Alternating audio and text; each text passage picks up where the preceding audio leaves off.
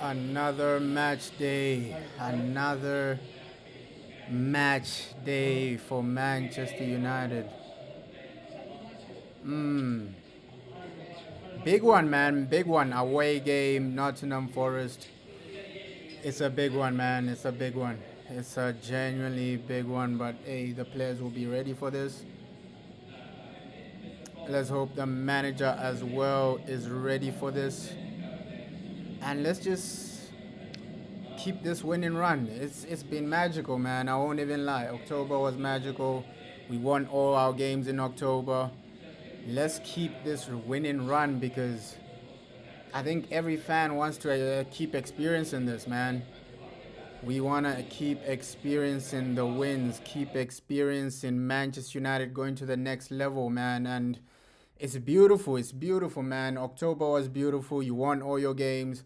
Let's keep that momentum, bro. Let's genuinely just keep that momentum, keep winning, and keep going to the next level. But right now, it's just about the standards, bro. The standards are raising for Manchester United. We keep winning. Let's keep this momentum, bro. Let's keep this momentum. Unbelievable October it was, bro. You're saying today is the real test, and winning this will make. Yeah, bro. Winning this, I think we can even win against Tottenham, bro. We can genuinely win today, and then next week against Spurs.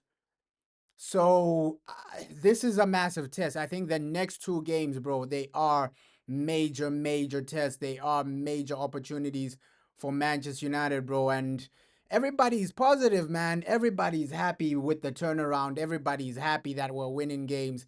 Even somebody like Gary Neville, because we saw Gary Neville before he was saying, "Hey, Ruben Amram is what stupid or something like that." But then there's a video of Gary Neville. This is what he had to say, bro. And then the big thing for United is that Cunha and Mbermo are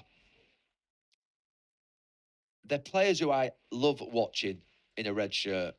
And you're right, bro. We're back. We are Manchester United. But yeah, Gary Neville was saying, "Yo, the reason we're winning is let's just hear this, bro." They're the best players that will ever How wear you a red doing, shirt. bro? I think How they're you the best doing? forwards that Manchester United have ever had. That's still to be seen. But what I like about them is their hunger, their courage to take the ball. They're positive. They do everything I think United forwards should do. Now, they'll make mistakes. They'll give goals away. It's Cunha's first goal of the season. So he's missed a lot of chances earlier on in the season, as Mbermo did as well. But what I can see is the intent is there to do the right thing every single time. Get on the ball, make runs in behind, take people on, be a threat. Make sure that if you lose it 5 times, you go and get it a sixth time. All those things that I've heard all my life of the values of a forward at United. Go and try and you win your team the game. And that's what we have right now, bro. Like players that can play, players that are winning us games. It's been insane for Brian Mbuemo, bro. Like this man, he scored against Liverpool, he scored against Brighton. Mbuemo has been a beast. And even Cunha, you can see the form. Bro, everybody is on form right now. Everybody looks dangerous right now. It's way better for us, man. It's way better for us. You're saying you want to see Mazraoui starting? I think, yeah, Mazraoui, this might be the game to just integrate him back into the team. Let's see if the manager would do that. But yo, my previous comments was, hey, this team is winning. Start it again, bro. Like the team that he played against Brighton, the team that he played against Liverpool, bro. This team is winning. Even the midfield. I think the midfield partnership, they're winning together. There's no point in like changing that Bruno Casemiro partnership. These guys have found some momentum. These guys are really, really winning. You're saying Dalot needs to be benched. He won't do that, bro. Genuinely won't do that. You know, shoot from anywhere. You know, whatever it is that you think you can see, go and smell and do it. And I just think that they do really demonstrate that. And those two up front, I said just before about Liverpool, about where the Liverpool sort of, you seven think about keeping a clean sheet and let your front three win the game. There's a bit with United. If that back five can just do a job with the goalkeeper, who look, by the way, the goalkeeper look. Yeah, bro. Maybe he might get a haircut soon, bro. Peace and blessings, bro. Peace and blessings, bro. Hey, We need to win, bro. We can win today. Sesko needs a goal as well, bro. Sesko needs a goal, but you can see that everybody's happy, bro. Even the pundits, guys like Gary Neville, Paul Scholes, all these guys, bro. Everybody's genuinely happy, and that's what I just said. That hey, if you're winning, people will be happy, bro. That's all people want: a winning culture, a winning mentality, and just getting those 3 points. It's like he's a lot more solid and stable than the other two. I like goalkeepers, to be fair, who've got a composure to them, who've got a relaxed manner. You can see it in Lamans. I don't know how to pronounce his name. I say Lemons, and they call him Lamans. But Lamans is someone who looks composed, and that's not easy. No, I've said it before. That's the toughest job I think that you can possibly have is to be a United goalkeeper. So he's settled in well, and then you two in midfield, and I say two because Casemiro did really well, but Bruno Fernandes you've got to give a bit of freedom to because he's a special player. But if you can have somehow those two up top that are free to go and win you the game, and the other 7 or 8 can just contribute in and around it and provide a support system to them, I think United will have a very good season. And that's the thing, bro. That's the thing. The goalkeeper was a massive change in our season, bro. I think since Lamens has genuinely come in, have we really looked too bad defensively? We haven't seen any defensive mistakes. We haven't seen any goalkeeping mistakes. So I think the goalkeeper was the most important thing, bro. And I don't know why Ruben Amram didn't start with this goalkeeper beginning of the season. I genuinely do believe that if we started Lamens in some of those games, Brentford game or bro, we saw so many games where you needed him, right? Where you genuinely did need him. The Fulham game as well, bro. We would have been up the table, a bit higher in the table. So he's a game changer, bro. He is a game changer. Let's just focus on winning today. You're saying the midfield still worrying. Hey, at least they're pulling off wins, bro. That's all I can say. Like the midfield, of course, as fans will look at it and say, hey, it still needs to improve for sure.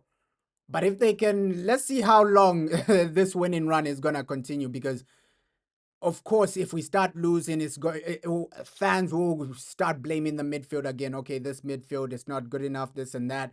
But right now, looks like they're in form. Looks like, hey, they are performing. Looks like Casemiro and Bruno, they've been good in their previous games, bro. I can't even lie. I can't even lie.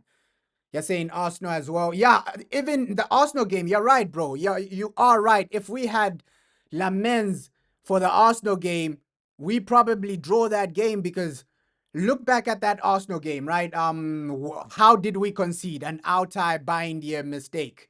So the Arsenal game would have ended 0-0.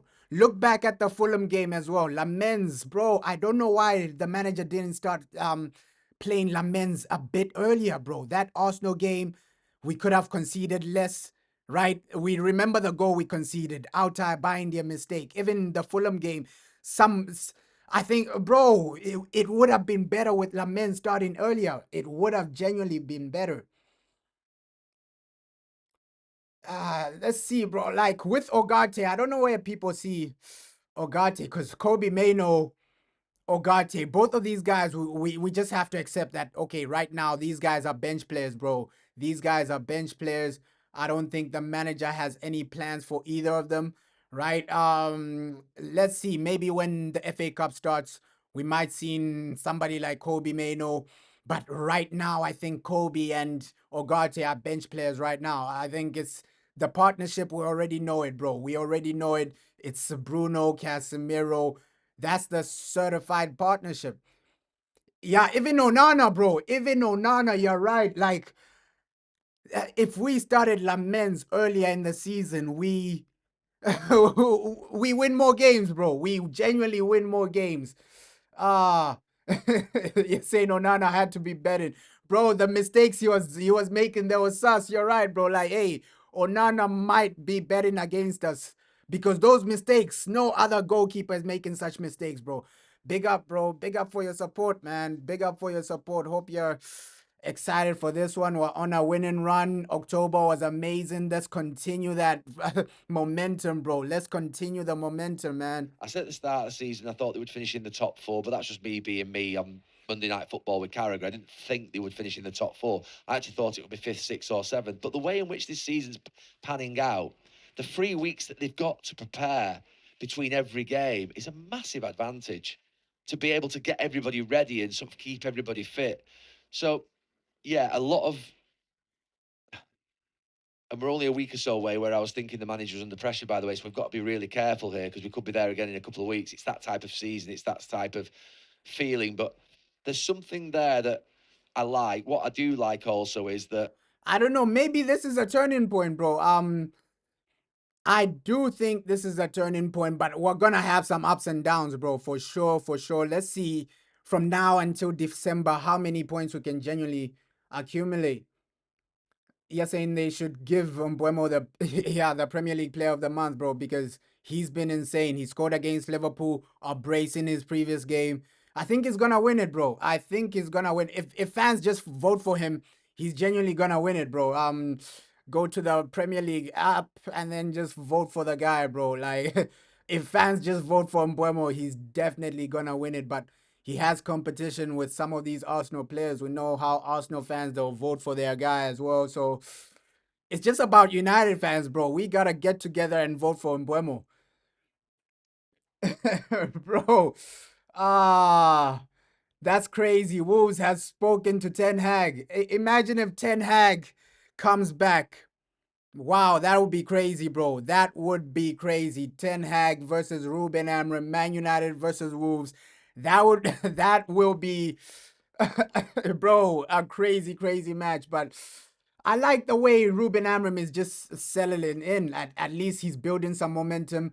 At least he's genuinely growing in confidence and he's winning games, bro. He's winning games. His previous run was horrendous. At least now he's showing us a bit, right? He's showing us a bit. Maybe his lack of consistency was down to the goalkeeper, right? We have to also blame, our previous goalkeepers. Maybe his lack of consistency was down to Onana, Baindia, guys like that.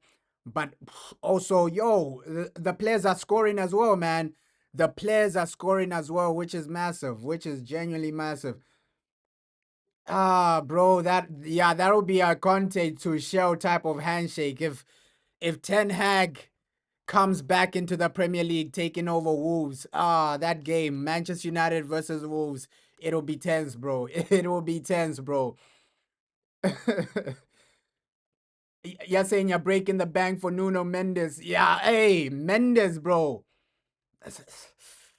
Ah, bro, Nuno Mendes. We need somebody like that, left back, because I'm not too convinced with Dogu, and we know Luke Shaw is now he's a defender. He's not really playing that left wing back position.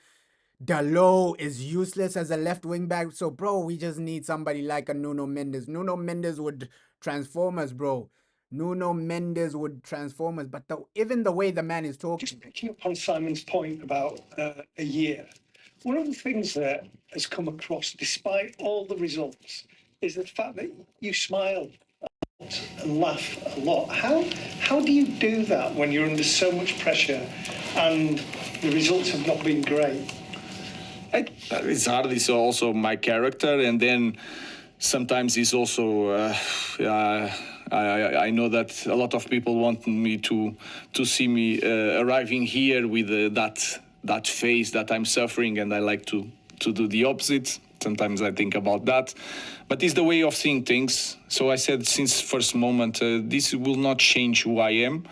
And I'm like that, and I live my life like this, and I know that football will change in some moment. And now we are in a good moment, but I always with that feeling here that something can change. So I try to balance my life. But you can say that I laugh a lot, but you also can say that I'm always like this on the bench and also like this. So I just live with emotions and I follow my team. If my team is playing well and running a lot, I will be a happy man. Nah, bro. I think you could have put in Lamens a bit earlier, bro. You're right, bro. If Lamens was there, like in the Europa League final, it would have been different. I think we should have started the season with Lamens because he's a goalkeeper. It's not like any other position where, oh no, he has to get used to the league. He's a goalkeeper, bro. A goalkeeper does everything.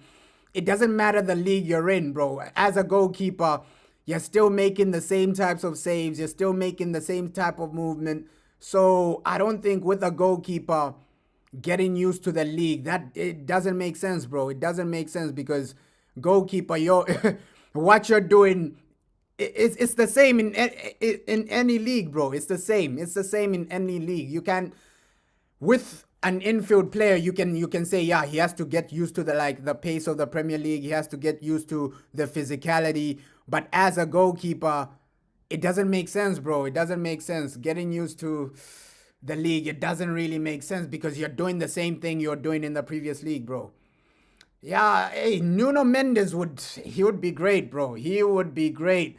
He would be great. Honest question at times are pathetic, bro. Like, we know how the media are, bro. We know how the media are. How you doing, bro? How you doing? How are you doing? Ruben sounds confident. Man United are on a winning run. Let's just do what we need to do, bro. Samuel and then Rob. Hi, Luke Shaw's been very consistent, playing well this season. The England squad announcement has come next week. Do you think he should be back in the England squad? Do you think he's deserving of that place? No, it's hard. It's hard. It's hard. It's hard here. It's hard in Portugal. I had the same questions about the players. It's really hard to choose the players. People will point a finger at you if you are the national manager. If you choose this one or the other one. And England has a lot of good players, and you can choose two teams to win a World Cup. I know it's tough for you guys, as is for us in Portugal, but it's an opinion. It's the way you play. It's the way you see the opponents that you will have in these next two games will change what kind of player you want to call up. So I think he deserves, but also a lot of players deserve to be there. For me, I want him to go to national team, but I also want Luke Shaw here, training with me, recovering with me, and be prepared for my games. So I'm a little bit selfish on that. So if he's not going to national team, for me it's fine because I can control better what he's doing. I think January will be where our team will genuinely change because January, AFCON, Ahmad won't be there, Mbeumo won't be there. So January, I think that's where some of the players that are on the bench, they might get some game time, right? I see Mount playing more games in January, things like that. So let's see. You're saying but the pressure at Old Trafford is not easy.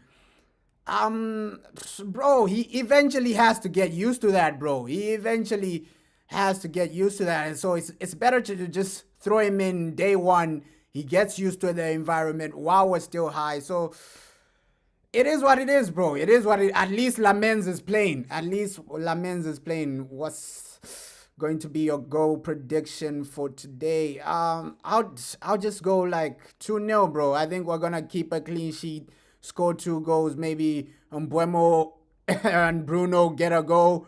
I think we're gonna win this comfortably, man. I genuinely think we're gonna win this comfortably. You're saying Ugarte and Zerski might be. I don't think they'll leave, bro. I don't think Ugarte and Zerski will leave. January, I don't see Man United letting 2 players go because they know that, okay, during the FA Cup, some of these guys will get their game time, bro. Like, when the FA Cup starts, you have more games. And for sure, somebody like Ugarte, he's going to get more game time when the FA Cup starts. Same with Joshua Zerski. I think also same with Kobe Mainoo, bro. We heard Fabrizio Romano, man. Fabrizio Romano confirmed it that Man United are not going to let any of these players go. None of them, bro. On loan, especially like on a loan deal, things like that. And January, we barely sell players, bro. We know how Man United are in January, bro. We barely sell. We don't sell any players, man.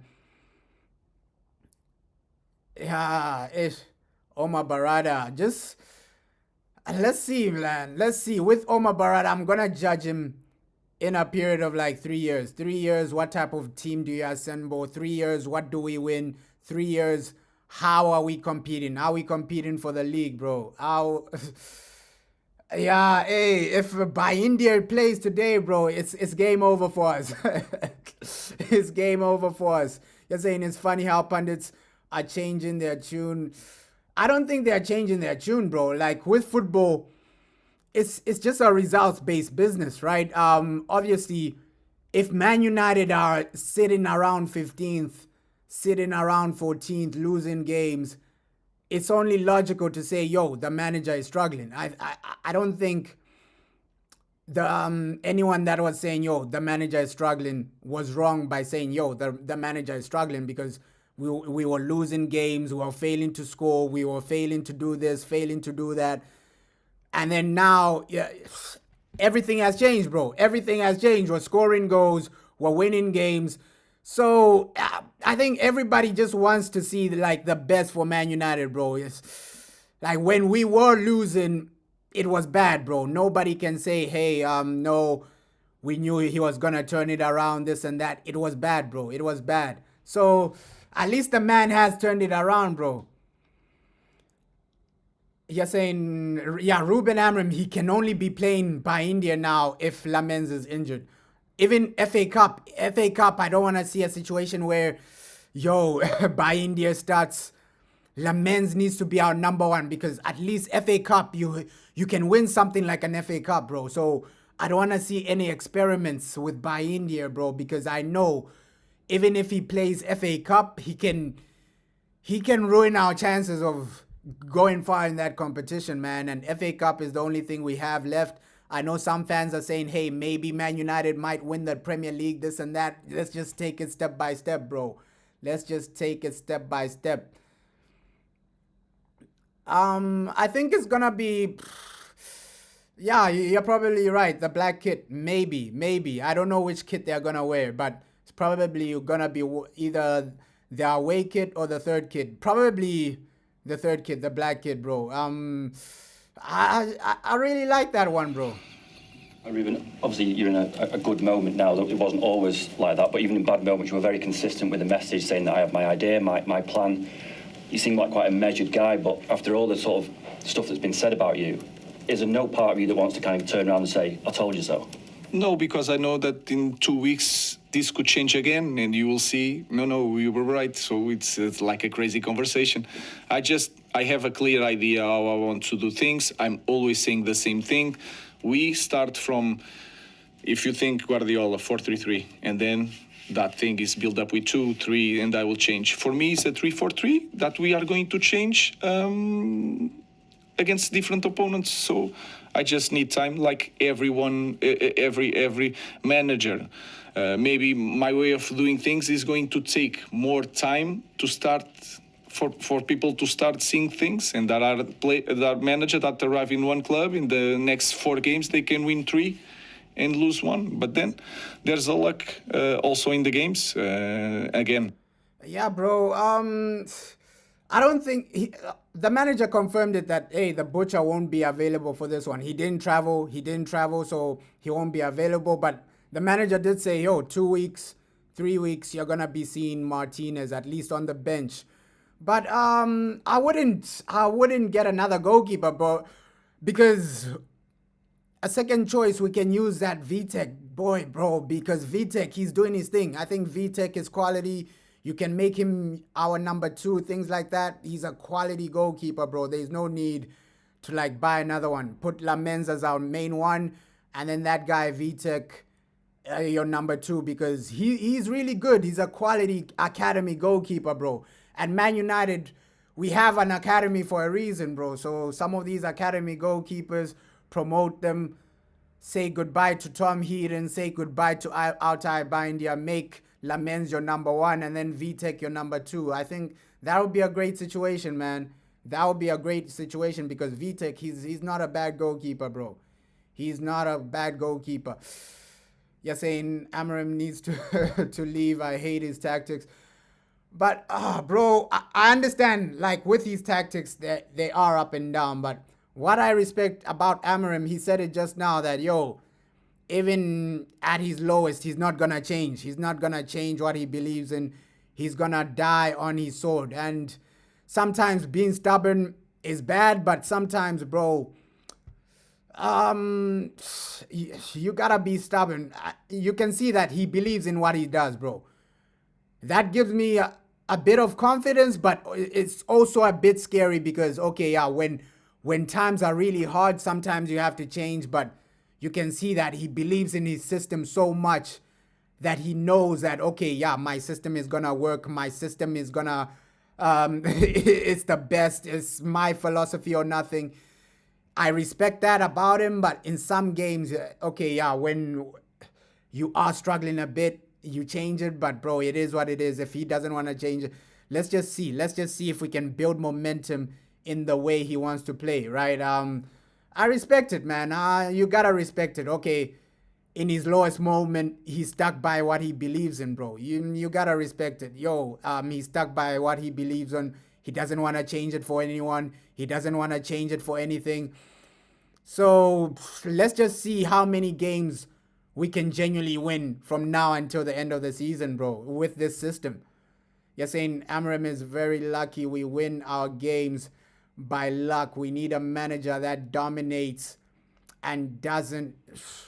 Yeah, with Amram, he's here to stay, bro. He's here to stay. We heard what Sir Jim Ratcliffe said, and for me, it's just a situation where, okay, if the man is here to stay, at least I'm gonna back him, bro. I'm gonna back him. I want him to win. I want him to do the best. Obviously, some days you're asking the question, okay, why are you playing the low, things like that.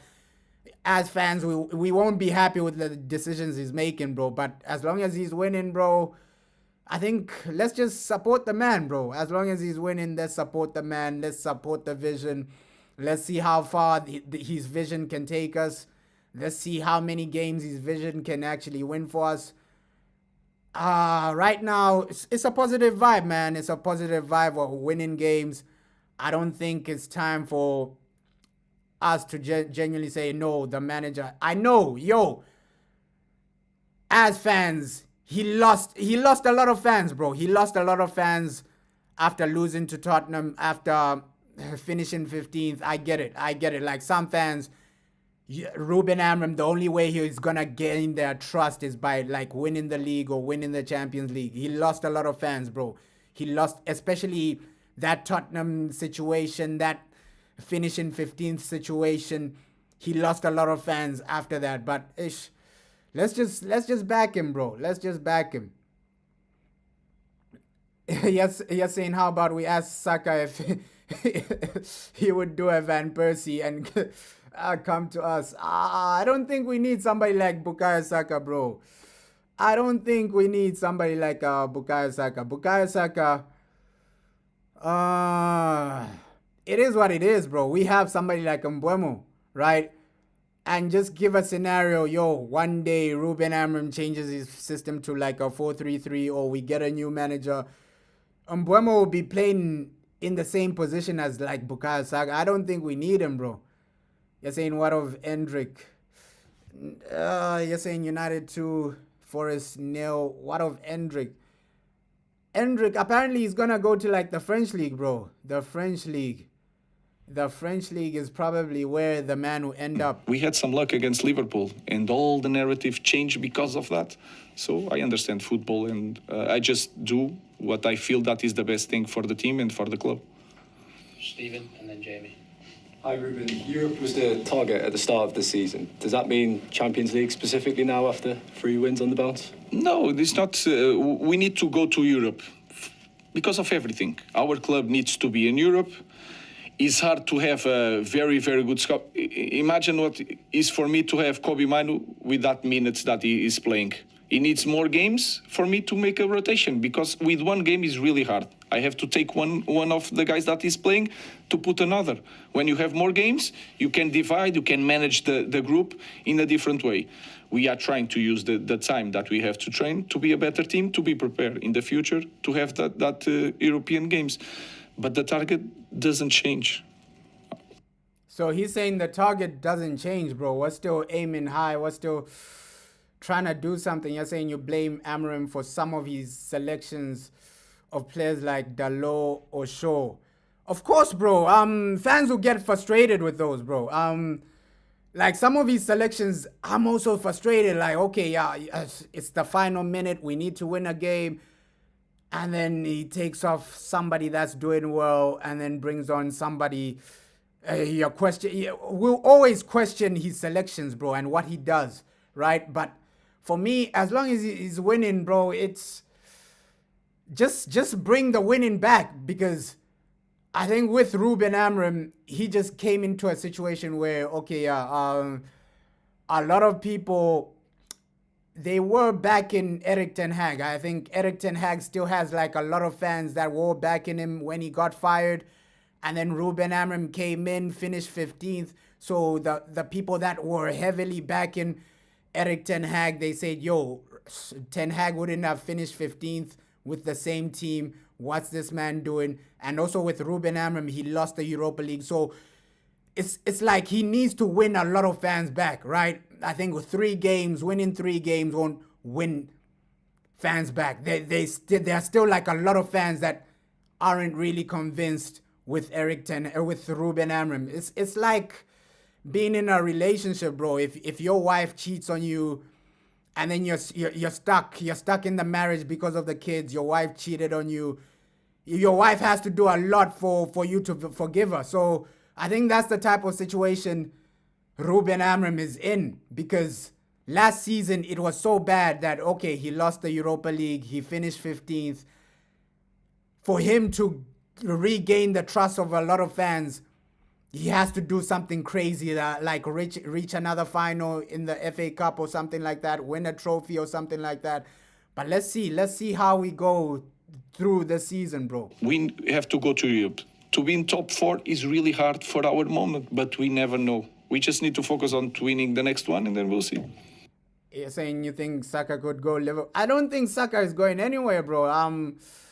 He's Arsenal for life, man. I won't even lie. Like, those are the types of players, they're gonna stay at that club for a while. Unless Bukayo Saka, if he moves, it's probably a Man City type of situation, bro. It's probably a Man City's type of situation.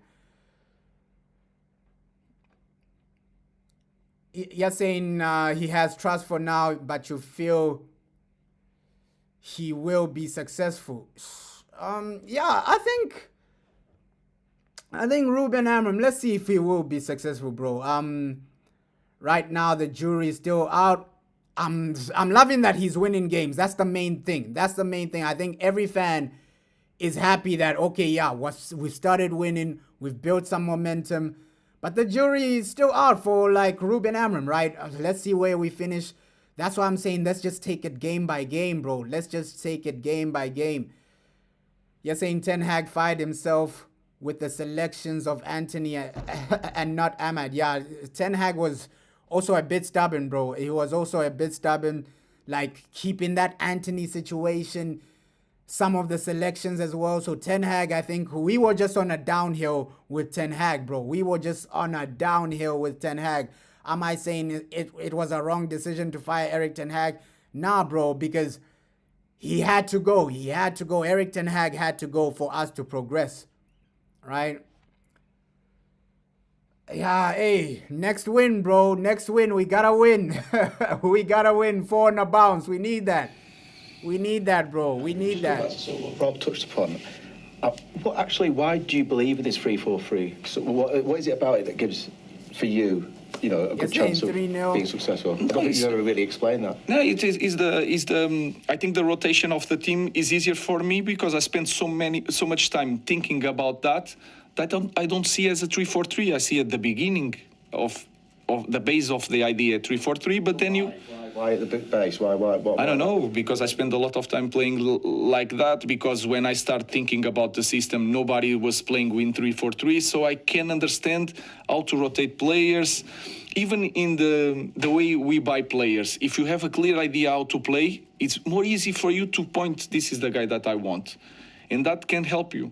When you have, today is 4-3-3 and then tomorrow is 4-4-2, it's harder to make the characteristics right for the players. So I try to use all this knowledge to search for the right players for this kind of play. Just related to that, I know you have to focus on. So we can see why he's addicted to like his formation, his system, bro. He's just saying, hey, this is a system I know, bro. And sometimes in life, you just have to go with what you know, bro. Changing. Sometimes it can go from bad to worse, right? As fans were saying, okay, Ruben Amram, you should change it to a 4-3-3 or a 4-4-2. But this is the formation he knows, bro. This is the system he knows. This is the system that got him the job. So in life, sometimes you just have to stick with what you know, man. You're saying Man United 3-0. I think we're going to win comfortably, bro. We're going to genuinely win comfortably today. But he's right, bro. Sometimes you just have to stick with what you know. Like, hey, this is the system that got me a job. It doesn't really make sense for me to change it.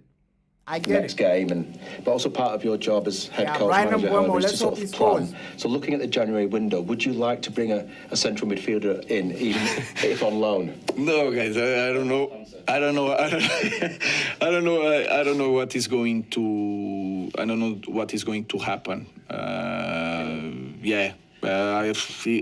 lot of things can happen, even in our club, and you know that we have World Cup. What is going? Some players are not playing. They will ask to leave. So I have to manage everything, and then we want to bring players. Everyone here want to bring players that we can see a big future in Manchester United. We are not just buying one guy because now we feel now in December that we need this kind of player for now. No, it's going to be. We want to buy players that we know that we are not going to change a lot of times so that is our ideas. So I don't know what is going to happen, but of course we think about how we can improve the team. And January the window is open. We can do something.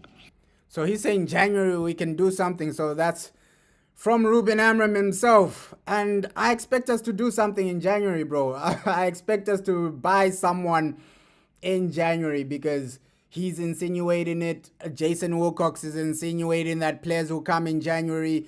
Just now, Ruben Amram, hey, we can do something in January. We can bring someone in January. So I don't think this January transfer window will be like other January transfer windows where, okay, you only buy like one guy and then it's game over.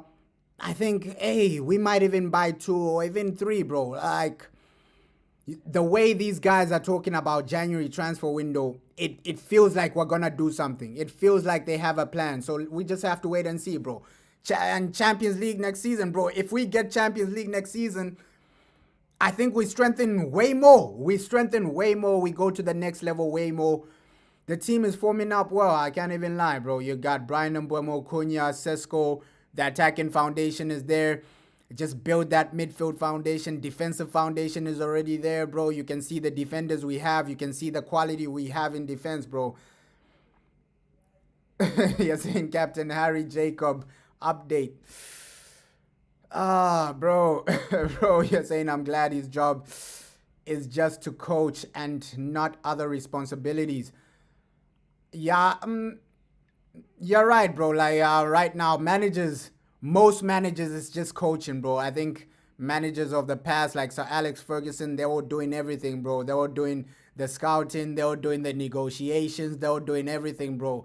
So right now, I think it's easier to be a manager in like this era than the Sir Alex Ferguson era, bro, because right now, this era, if you're coaching a big team, you have way more money and it's easier to just focus on coaching, right? You have scouts doing things for you. You have this and that doing things for you. So I think the previous era was harder, bro, like being a manager, because there you have less money. You have to work with your academy, things like that. In this era, bro, if you're at like a big club, you can save yourself by just buying a new player, bro. Like some managers in the past, they didn't have that luxury of, oh yeah, I can just buy my way out of like the situation I'm in. Some of those guys, they had to use the academy, things like that. That's why Sir Alex Ferguson, bro, you got to give him his credit, man. You got to give him his credit. He won the Champions League with academy players, bro. Guys like Beckham, guys like Gary Neville. So you got to give Sir Alex his credit, man. He wasn't spending his way out of trouble. He was genuinely coaching. He was genuinely managing. He was making stars. He made stars like Ronaldo, made stars like like David Beckham, bro. You got to give Sir Alex that type of credit, man. Carl and then Chris. Mr. Rahman, earlier you said you have to be a different team at home compared to being away. Could you elaborate on that a little bit more? That's actually crazy, bro. Hey, Brighton manager is 32 years old. Wow. That's crazy. That is crazy. I thought it was crazy for Ruben Amorim to be like 40, but bro, Brighton manager is young. And his career was like ended through an unfortunate situation, bro. So at least Brighton gave him a chance, bro. Yeah, every game is a win. Not about the characteristics necessarily. No, we don't have to. We are a different team. We need to be a different team that we are showing a way of home, because when we play at home, we are more intense. We are more focused. Our fans help us a lot. When we have like an opportunity, you can feel the stadium helping us to control the game. When we play a game away, it's different. The fans are not there for us. Against Brentford, we were not so intense. We were like our recoveries were not so good. Against Fulham, we lost the control of the game when we are winning. Yeah, he's saying the right things, bro. You're saying what's going on with Sekou Kone. With him, he had like a massive head injury. And we haven't really seen him playing for like the under-21s. We've seen Diego Leon playing for the under-21s. We've seen Chido Obi playing for the under-21s. But Sekou Kone, I think they're just being cautious, bro. They're being cautious with him. I've seen some of his like stories. He's training, but he's not playing games, bro. I think Man United are just trying to be cautious. Because we remember the type of injury he sustained, bro. A head injury, he was bleeding, things like that. So I think the club are just trying to be cautious, right? Before that head injury, the guy was playing like under-21 games, things like that. But now you're not even seeing him play under-21 games. So I think the club are just being cautious. Obviously, his doctors and things like that, they told him, okay, yeah, just take a break off football for maybe 3-4 months and then you can come back, bro. So I think the club are just being cautious, bro, because head injuries, they can mess you up, bro. Those are dangerous to play with. And we show a different team, that we are a different team playing in our home. So it's not a technical thing, it's not a tactical thing, it's not we need to play a different style. We just need to be the same team, to believe in the same way that we show at home. We need to show that away. Also, as previously you spoke about how your idea will evolve over time. The way Manchester United are playing right now, very direct, very, very quick. Was that always your intention, or is this we're partway through a process that will evolve even more? I also don't believe that we have a style that we have to build up always from the back. This is we want to build up to push the opponents to have space to score goals. If the space is there, if the numbers is a numbers game, if there is 3 against 3 in front, and I have Ben, Cunha, for example, and Brian, I will put the ball in 2 passes. I want to score goals in 2 passes. But sometimes you have to build up. What I try to teach my players is which kind of game I need to play in this situation. That is my job. I don't want to teach my players to build up with a lot of touches and then bring. If you need a lot of touches, you will understand that you need a lot of touches. If you need one, put the ball, because the fans want to see a different game. And then we are in England. I try to show you to show a little bit of English football in the past. So it's that. I don't have a clear way of build up. I just look at the space, the number of players, the characteristics of my players, and try to use that to win games. You're saying Diego Leon. Hey, he's a talented guy, bro. Diego Leon, like, he's really talented. I saw the goal he scored for like under-21s where it was like a solo goal, bro. It was like a solo goal. So Diego Leon, when that guy develops, he's gonna be insane, incredible, bro.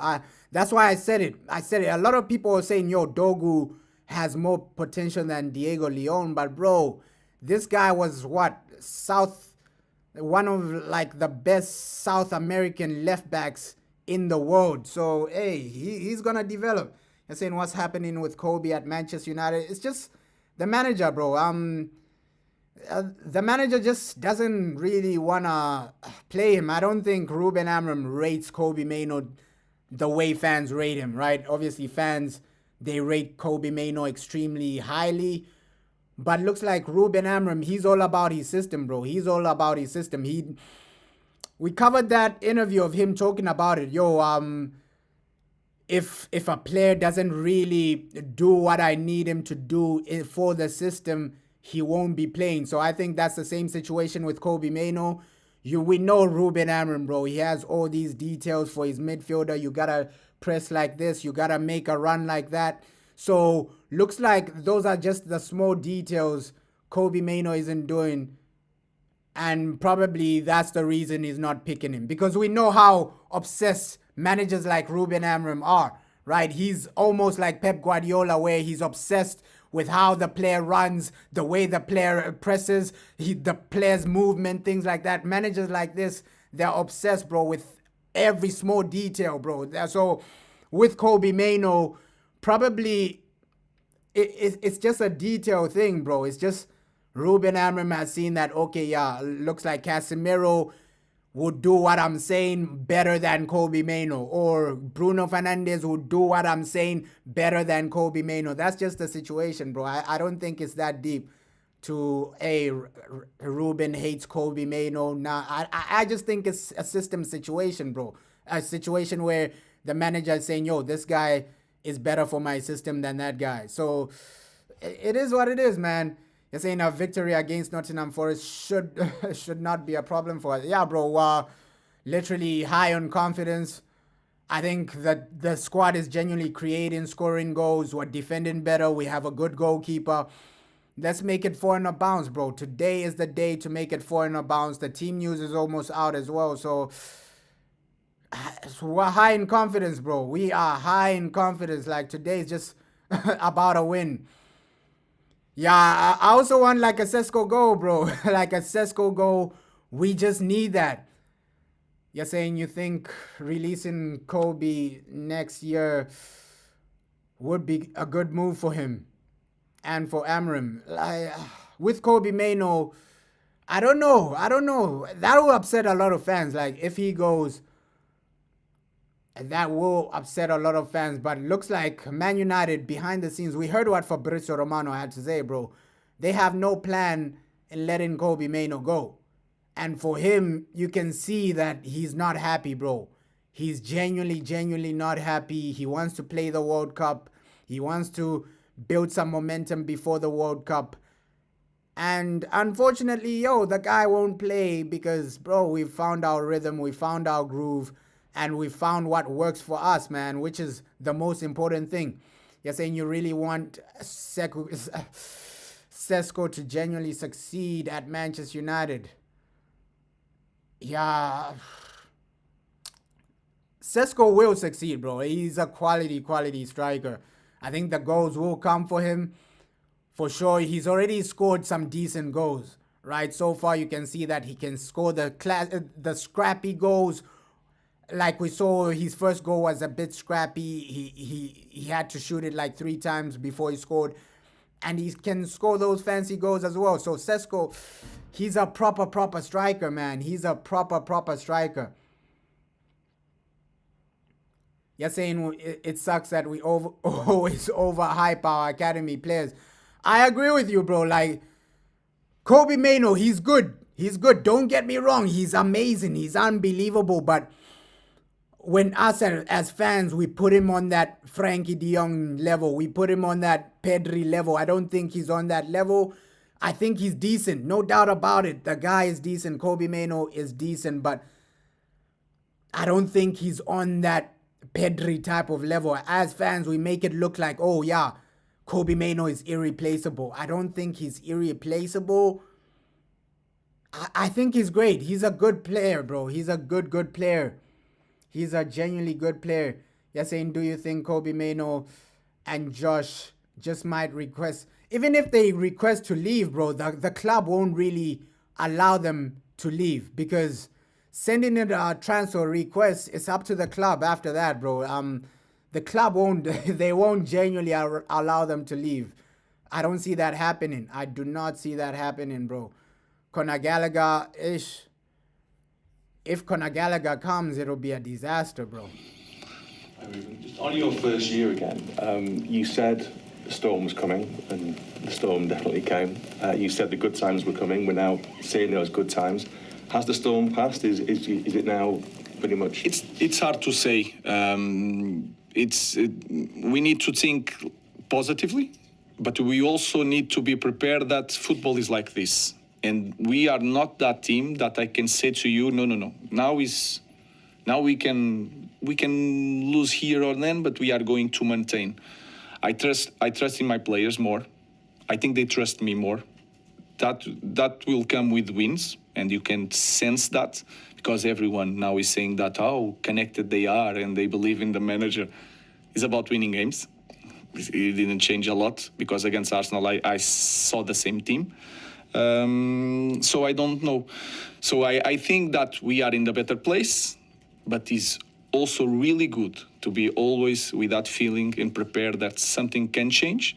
If we have that feeling, we will be more, we'll pay attention to the details, we will maintain that course of our path. So I can say that we are a better team in this moment, and we feel that, and we know that, And we're seeing that, bro. We are genuinely seeing what he's talking about. Okay, we're a better team, scoring more goals, and it's been crazy, bro. It's been genuinely crazy. We're seeing a better situation, bro. We are seeing a better situation where we're winning more games, bro. We are winning more games. We are winning way more games now. Yeah, can help us to overcome better the bad moments. Can I ask, as you approach this first year in charge, were there any moments when you doubted that you would make one full year here? It's hard to say that. Sometimes in some moments, I know that you are going to write but there was some moments that was tough to deal, to lose so many games. That was so hard for me because this is Manchester United. The position that we had in the last year, putting all the attention on the team news, almost Europa League and not winning. Out. That was massive. I had some moments that I struggle a lot, and I was thinking that maybe is not meant to be. Today is the opposite, so you can write this one. Today I feel that, and I know that was the best decision in my life. I want to be here, but for that I need to win against Nottingham. Yeah, bro. You can see he went through like ups and downs. Ruben Amorim questioning whether he should stay, questioning whether he should leave. Like, especially that Grimsby game, I think that was a low for everybody, bro. I think that was a massive low for everybody, but now looks like it's a turning point, man. Looks like it's a turning point. We move forward. Let's not focus on the past. Let's start winning games. We're still in the top 4 race somehow, some way, bro. We're above Liverpool now, which is crazy. We're above Chelsea. We're above these other teams. So our season has just turned around out of nowhere. So hey, it's great to see, bro. It's genuinely great to see. 11 points with Manchester City. These are teams that are apparently challenging for the league, bro. So you can see our season has really turned around for the better, man. It's really turned around for the better. Okay, that's 2 questions for Pete and then Mike. Hi, Ruben. You've talked about it a little bit already, about one of the problems with not playing as many games is that you can't rotate players like you would normally do. But yet the substitutes that are on the bench are celebrating the wins as much as the players on the pitch. We've seen Joshua Zirkzee at Anfield going crazy when you won that game and players like that. So how are you keeping these players so motivated behind the scenes? Because around the training ground, the mood just seems so much brighter than it was. First of all, they understand, and I proved that anyone can play, and everyone has to do the same things, not in the same way, But there are some things that everyone, no matter what is your name, you have to do it to play for Manchester, and that can help to manage a group. Yeah, exactly. And then you have. I try to explain all the time that to the players that this is we are not just playing today, not just this year, but then the next seasons. So they feel that they are part of the journey, and that we are part then something more bigger than just one game or one season. So they are part of our path. And then I show also to them that Casemiro was not part of the starting 11, was behind, and then he fought. He won the place, and if you win the place, you will be playing. So I think that I'll help them to understand that I'm trying to be fair, and they are part of something very special that is playing for Manchester United. Okay, lineups are out. Let me put this on the screen, man. Let me put this on the screen. Ahmad Casemiro, massive game, bro. Lineups are out. Manchester United, it's just time for you to win. It's time for you to do your thing. And the team have also arrived as well at Nottingham Forest. I'll also put that video on the screen. The team have arrived. The lineups are out. It's showtime, man. It's genuinely showtime. It's genuinely showtime. Let me just get the lineup and the video of the team arriving, bro. So both situations are happening at the same time. So Lamens, at least our boy Lamens is starting. Bruno, Casemiro, we expected these guys to start. Let me put the lineup on the screen and also just get this video of the team arriving, bro. The team have officially arrived for that Nottingham Forest game, and hey, it's a big one, bro. I won't even lie, it's a big one. If you can build momentum, we know that Chelsea, Tottenham are playing today. After today is our next game is that Tottenham game, but there we go. Lamens, Diego Dalot, Delit, our boy Delit, Bruno, Cunha, Casemiro in the team as well, Lenny Yoro, Ahmad, Mbuemo, Luke Shaw, Sesko as well. So it's a great lineup. Looks like he hasn't changed too much from the previous game. And this is stable, bro. This is genuinely stable. We're building momentum with this team and building something. I think we can get something. Let me bring the video of the team just arriving, bro. Let me get the video of the team just arriving. Hey, it's showtime, bro. Showtime. Manchester United versus Nottingham Forest. Forest versus United, bro. Let me get this video on the screen. Away game, the two next away games are in London at 12 and 12:30. For the fans who have shown so much support for you over the last year, do you think that's quite harsh on them, the fixture lists? Yeah, it's a massive opportunity, to have these bro. games at those times. 12:30 on a Sunday, yeah. For the away games. Yeah, it's. I think we have also games at Monday. Yeah, Monday here. Monday's coming out. Yeah. Yeah, it's the pay. It's the price that we have to pay, and I'm not saying that is right or wrong. I prefer to play at the weekend, but it's the price that we have to pay to have all these good players, all these good managers, to have by far the best league in the world. I think it's not fair. We need to pay attention to that, I think. But that you have to ask to Premier League. And then you have to respect if you sell our games to the, how you call it, operators, or TVs. If you have to sell that, you earn a lot of money, but then they decide when it's going to, what time the game will be played. So I think it's not the right thing, but then I also want the best players to play for our club.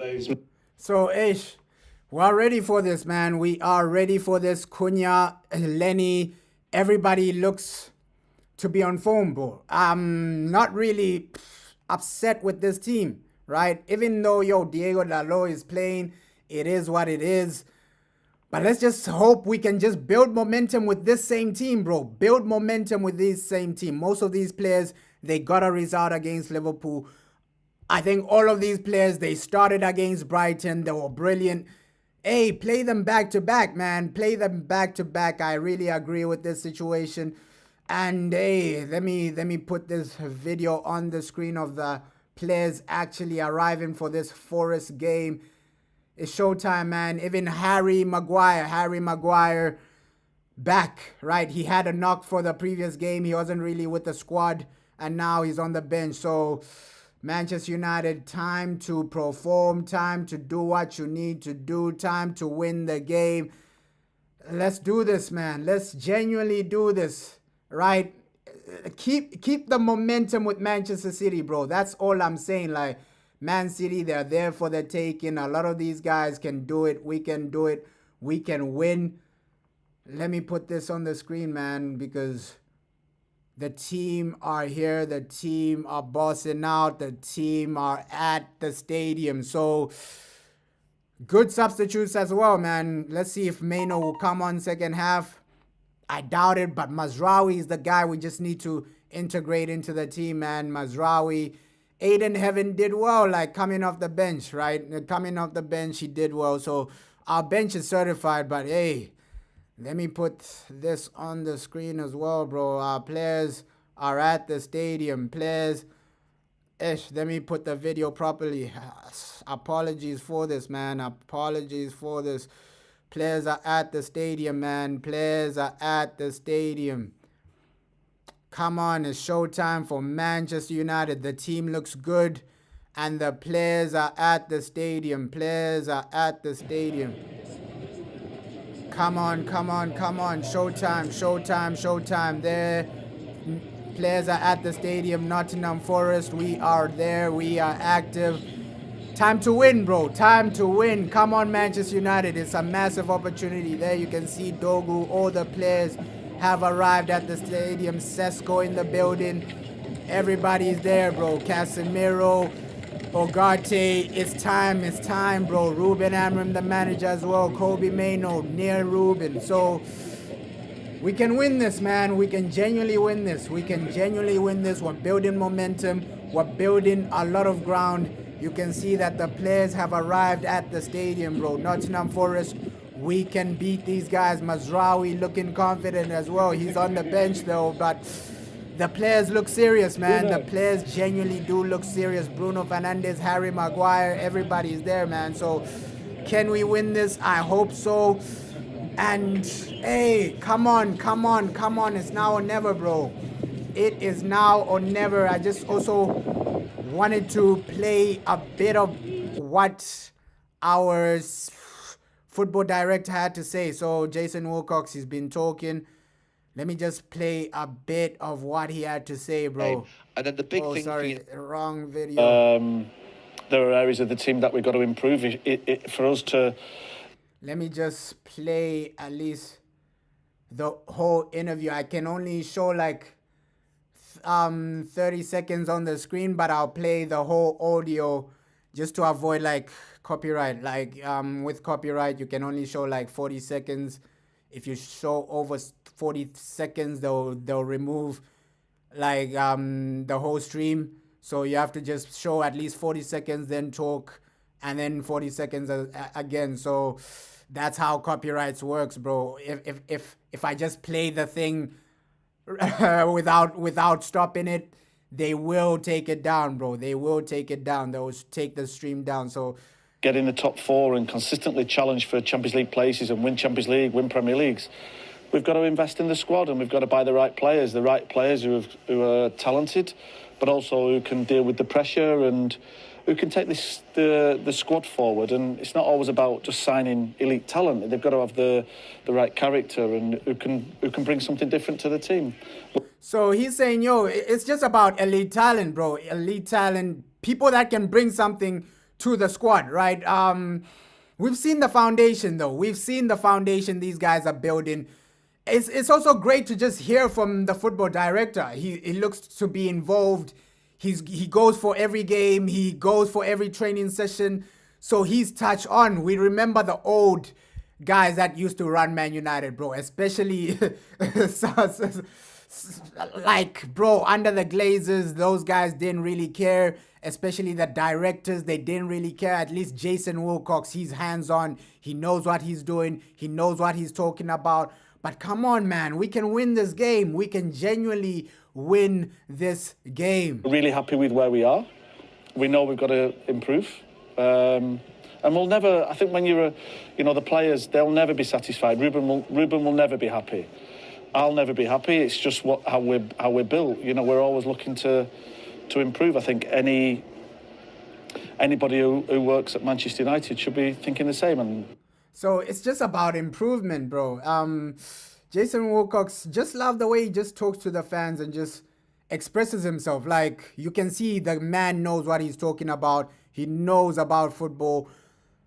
And I gotta give him credit. With Jason Wilcox, he wasn't really dealing with first team signings. That was Omar Barada, but this season he got a raise. He's now the football director, things like that. Last season he was just dealing with young academy players. He's the guy that brought in Sekou Kone. He's the guy that brought in someone like Chido Obi. He's the guy that brought in Aiden Heaven. So I think based on the players Jason Wilcox has brought in, I gotta give him credit, bro. Aiden Heaven looks like a quality signing. The young players, Sekou Kone for sure. Forget about the injury Sekou Kone has. He was the right idea, right? Forget about Chido Obi was the right idea as well, right? Yes, he's not playing for the first team, but the idea was the right thing. If you can genuinely keep doing that, who knows? We can have the next big thing, bro. We can genuinely have the next big thing, the next big talent. And Jason Wilcox, he's done his thing, bro. He's genuinely done his thing. I have to give him credit for the way he's talking. I have to give him credit for everything he's genuinely doing, because he's setting the standard. He's setting the standard. And even Ruben had a bit to say. It's a pleasure to be joined by successive Premier League wins. So how to be here, you like to spend time with our teammates. So it's completely different, and we understand that. But we need to focus on the next one, because it's all about the next one. And it's so much better to work like this, that we want to maintain that. And to maintain that, we have only one more option, that is continue to win games. And the next trip is a tough one, away at the City Ground, where we lost 1-0 last season. That counter-attack goal by Anthony Elanga. And that's the thing. Last season, under Ruben, we've already lost to Nottingham Forest, and he wants to win this. He genuinely wants to win this, bro. What do you think of Forest at the moment? How do you rate where they are? I think it's in our league. You cannot think about a little bit about the past, because every game is different. They will have the support of their fans. We have our amazing away fans. I think they have a lot of talent. They have a very smart manager. The pressure is on us. Everyone is expecting a lot from us, and that is a good thing. So when you have the talent and the organization in one team, you can win any game. So they are prepared for the game, but also us are prepared for how difficult it's going to be. But we are confident that we can win the next one. How different will they be under Sean Dyche? I think it's a little bit tough to beat, with Nuno Espírito Santo. Again, I think he's really smart. He has a lot of experience. I think they will try to make transitions. We lost there in one transition. We need to be really focused on every detail of the game. We need to understand that we are not going to have the space to play like we had against Liverpool or against Brighton, even against Sunderland. It's going to be a different game, and we need to be prepared for that feeling that is going to be tough to get inside the final third, but we are ready for that. And with Sean Dyche, bro, Ruben, he's going to be motivated for this one, because Sean Dyche, low-key, he was throwing digs at Ruben Amorim, right? We remember when we were losing, Sean Dyche was throwing digs at Ruben Amorim, saying, hey, how is this guy still employed? This and that. So that will motivate Ruben Amorim, bro. I think this is not just a normal game, bro, because I'm just putting it in a perspective of Ruben Amorim. Okay, this is the man that was hating on me while I was struggling. this is not a normal game for Ruben. This is not a normal game for Ruben, bro. He wants to win this. He wants to prove a point. He just doesn't want to win, bro. He wants to destroy these guys because Sean Dyche, the way Sean Dyche was just throwing digs at Ruben Amram, obviously Ruben, he wants to do something today, bro. He genuinely wants to do something, make a statement, make a point, and it's a comfortable formation for us, bro. Comfortable formation. Of course, Ruben was gonna stay with what he knows. But yeah, Sesko, Umbuemo, Cunha, that link up is really, really good.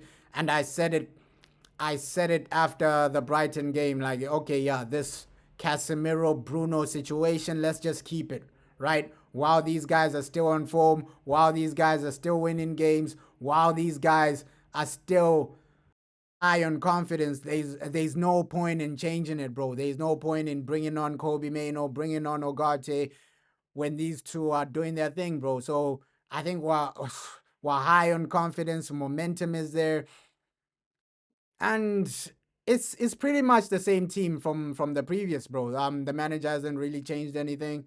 Lenny starts, Delit starts, Shaw starts. It's the same lineup from before, and now we're building something substantial, bro. Something long term, something that at least you can expect, right? You can expect that, okay, yeah, the manager, this is his certified lineup, this is his best lineup, and this is the lineup he's gonna stick with until something goes wrong, bro. Until something genuinely goes wrong, this is the lineup he's gonna stick with. It was fantastic to see Lisandro Martinez back out on the grass training with everybody. How is he looking, and how's the squad generally as we make the trip to Nottingham? We have one thing we will see. I think Harry Maguire is. So Harry it's Maguire hard to is say there. he's going to be fit. The rest is fit. Liche is not ready yet. He wants to be, and if you see him training, you say that you can understand that he's ready, but he needs more time. We need to be careful with him. The rest of the guys, they work really, really hard this week, and that was a good thing. I felt during the week, not that feeling of we won some games, let's relax, was the opposite. More confidence, more joy, but at the same time, more pace, more intensity, and that was a very good feeling. Yeah, let me bring out the Forest team as well, bro, because Forest, they've obviously set up a good team. I think Hudson-Odoi is starting. Obviously, Gibbs White is their captain. He's starting. Let me get the Forest team as well, bro. Let me get the Forest team as well. But our team looks good. Our team looks decent. Captain Bruno doing what he needs to do. And I'm seeing the praise people are giving Bruno, right? We saw that goal from Brian Mbeumo where Bruno leaves the ball and then he sees that, okay, Mbeumo is behind me. He makes some other type of dummy. And I think that was really smart from Bruno, bro. That was really smart from Bruno. Some people are saying, hey, that was just an accident. But most midfielders, they really pass it to the next guy. They take a touch and then pass it. So, Bruno, that was really good. High level play from Bruno Fernandes, bro. You were asked about it in the press conference, actually. It's a year in the job this weekend. But in that year, what have you learned about yourself? I learned the most important thing is that during my career as a manager, I just most of the times I was winning, and when you are winning, you can say that you have convictions and you are loyal to your ideas, but you learn that when you lose, when you are under pressure, and I learned that when I'm under pressure, I'm stronger on my ideas, and I keep with my ideas. And yo, that's a main thing from Ruben. Like, he's kept his ideas. And sometimes losing does teach you a lot, bro. It teaches you a lot about yourself. Yo, when you're experiencing the bad times, how do you come back? How do you fight back? So some of those moments, they're lessons for Ruben Amram, bro. Those low moments, they are lessons. And he's still a young manager, bro. Yeah, Bruno and Mbeumo, they have high IQ, bro. I won't even lie. Bruno and Mbeumo, they have high IQ, these guys. But yeah, this is the Forest team, bro. Good fundamental team. Obviously, Anderson were linked to him. I think Douglas Luiz, their midfield is really quality, bro. Douglas Luiz, Anderson. I genuinely do believe right now, low key, based on like legs and things like that, they have like a better midfield than us, right? That Anderson Douglas Luiz partnership, bro. I think that even Gibbs White there, obviously Gibbs White, I think he's just small of like a guy you used to like, okay, he's a passion type of guy, right? He's a passion type of player, but he can be good on his day. But Douglas Luiz, Anderson, these guys are quality, bro. These guys are quality. So that Nottingham Forest midfield is it's really good. I don't really rate their attack too much, right? For me, it's their midfield, bro. Hudson Odoi, he's up and down, bro. I don't think we'll have to worry about their attack too much. But yo, Anderson, Douglas Luiz, that's where they have something. They have quality in their midfield. But for us, bro, let's just do what we need to do, man. Let's just do what we need to do. I think if you play the way you played against Brighton, for me, Brighton have been a better team than Forest. I know Forest have a new manager for sure. Sean Dyche will set them up to just be hard to break down. It's going to be... We know how Sean Dyche plays, bro. Long balls, relying on corners, things like that, bro. We know what to expect from a Sean Dyche team. Hard to break down, relying on corners, long balls, things like that. So I think this will be a bigger test because those are the types of teams we really struggle against, bro. Teams that won't allow us to play on a transition. Teams that won't give us opportunities for like a counterattack, things like that. So let's see. Today it's about breaking these guys down, bro. Today it's about like breaking these guys down. They're going to be defensively organized. They're going to be looking for corners. A team like this is going to be looking for corners. Any corner they can get, they'll take it. And when they do have corners, you have to defend well because we know Sean Dyche, bro, this guy, he sets his team up just for corners, bro. He sets his team up. Yo, we need to do what we need to do when we have a corner. So, hey, it's going to be a hard game. I won't lie. Like, we got to break them down first. And then when they do have a corner, you got to defend way better, bro. Yeah, we have a nice tall team, bro. I won't even lie. We have a nice tall team. De Ligt, he's not short at all. Obviously, some people think, yo, De Ligt is like 5'9" or something like that. The guy is tall, bro. The guy is tall. De Ligt is really tall. Lenny Yoro is tall. Like, our team is not short at all, bro. Our team is not short at all because all our center backs, besides Luke Shaw, because I think all of them are over 6 foot, besides Luke Shaw, bro. Besides Luke Shaw. So, hey, De Ligt is not short. De Ligt is not short. You're saying Forest only have 4 6-foot players, bro. Ish. And we have 7, bro. That says a lot. Our team is really tall. Like, more than half of your players in the starting lineup are over 6 foot. That says a lot, man. That genuinely does say a lot because I know that, yo, De Ligt is over 6 foot. I don't know what his exact height, but I know that the man is over 6 foot. I think it's like probably 6'1", 6'2", but he's over 6 foot as well. Same with Lenny Yoro.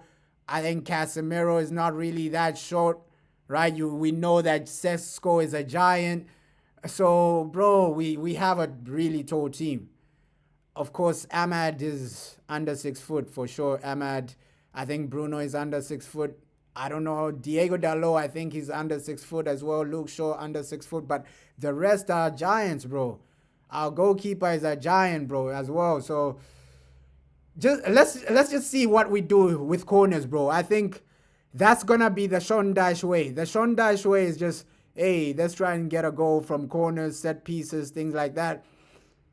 At least now we have Lamens in the goals. It's no longer an Altay Bayindia situation because if we were going into this game with Altay Bayindia against a Sean Dyche team, a team that relies on corners and things like that, it was going to be a long day.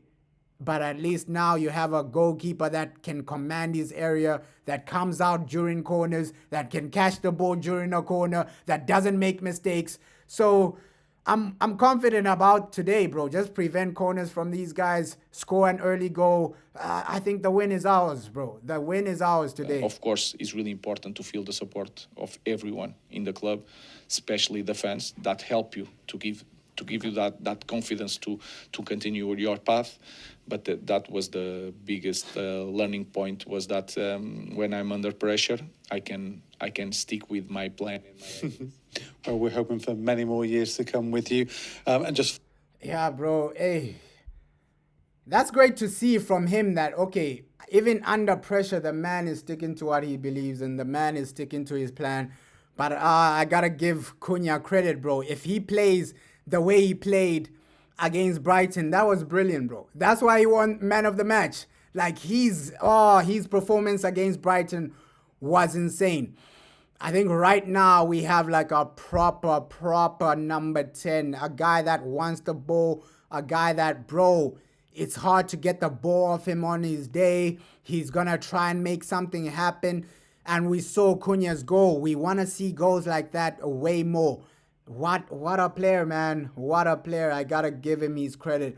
Like, for me, Cunha, what a signing, and he's only gonna get better, bro. He's only gonna get better. This front three, they're game changers, bro. I won't even lie.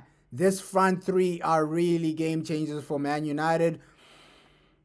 I genuinely believe we're like probably four players away from building a team that can challenge for the league, bro. I really think so, bro, because you buy two decent midfielders, maybe a left wing back or something like that. I think you have a team there. I genuinely think you have a good team that can challenge for the league. Two midfielders, maybe a good left wing back, something like that, because Diego Dalot, long term, you can't really rely on this guy. Yeah, this team is actually scary, bro.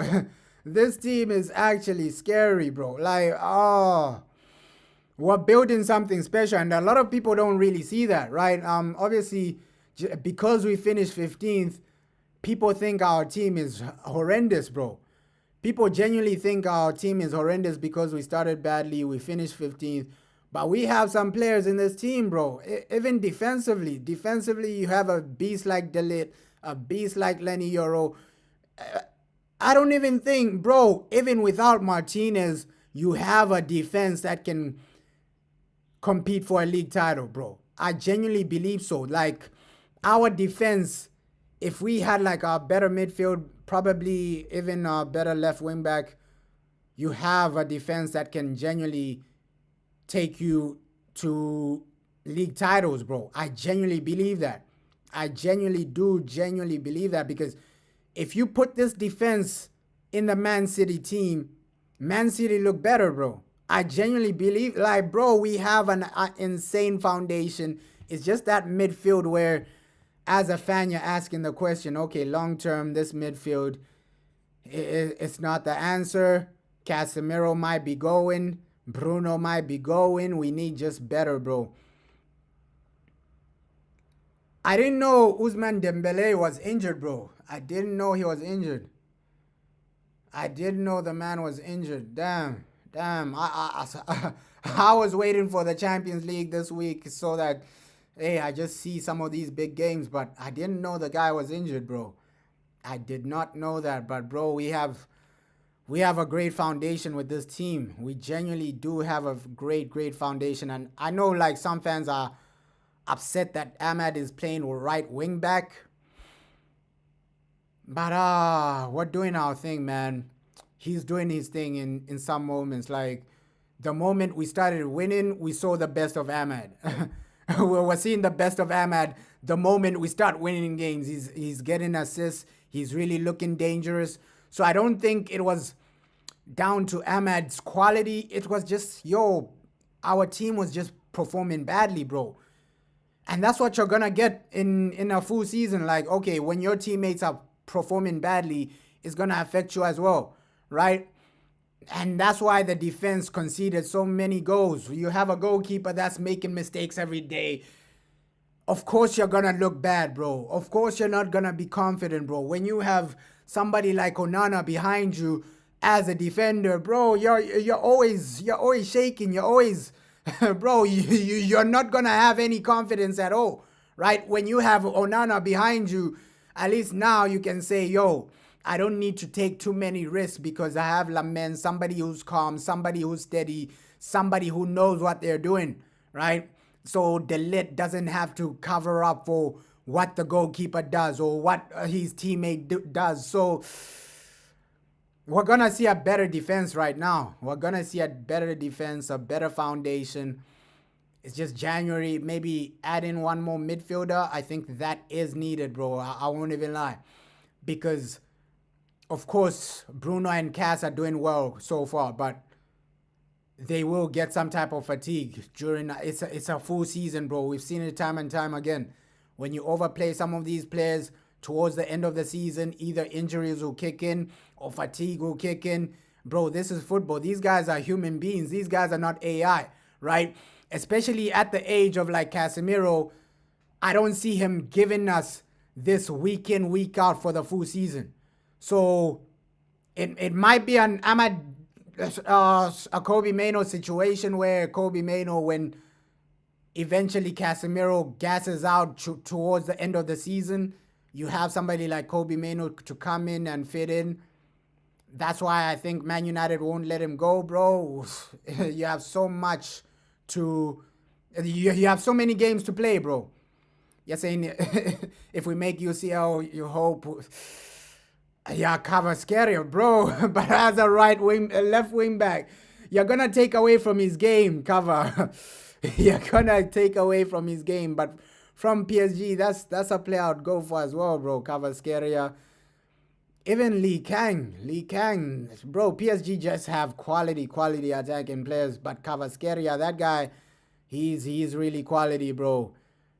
But for sure, if we do make like a Champions League situation, you're gonna need a better foundation just for the midfield as well. Starting midfielders and also guys to just fill up your bench as well. So I think defensively we have that. Okay, you have a starting defenders and then guys on the bench like Harry Maguire, things like that. Aiden Heaven. But we just take it game by game, bro. Let's take it game by game. We have a great foundation. I know towards the end, some of these players will gas out. Right, at least we're only playing one game a week, but somebody like Casemiro, that's why you have somebody like Kobe Mano on the bench. Okay, towards the end, that final part of the season, you're gonna be needed, Kobe. You're gonna be needed when Casemiro gasses out. You're gonna be needed to come on and just see us through to the end of the season, bro. But yeah, it's been great, bro. October, no stresses. Like you won every game, you scored goals.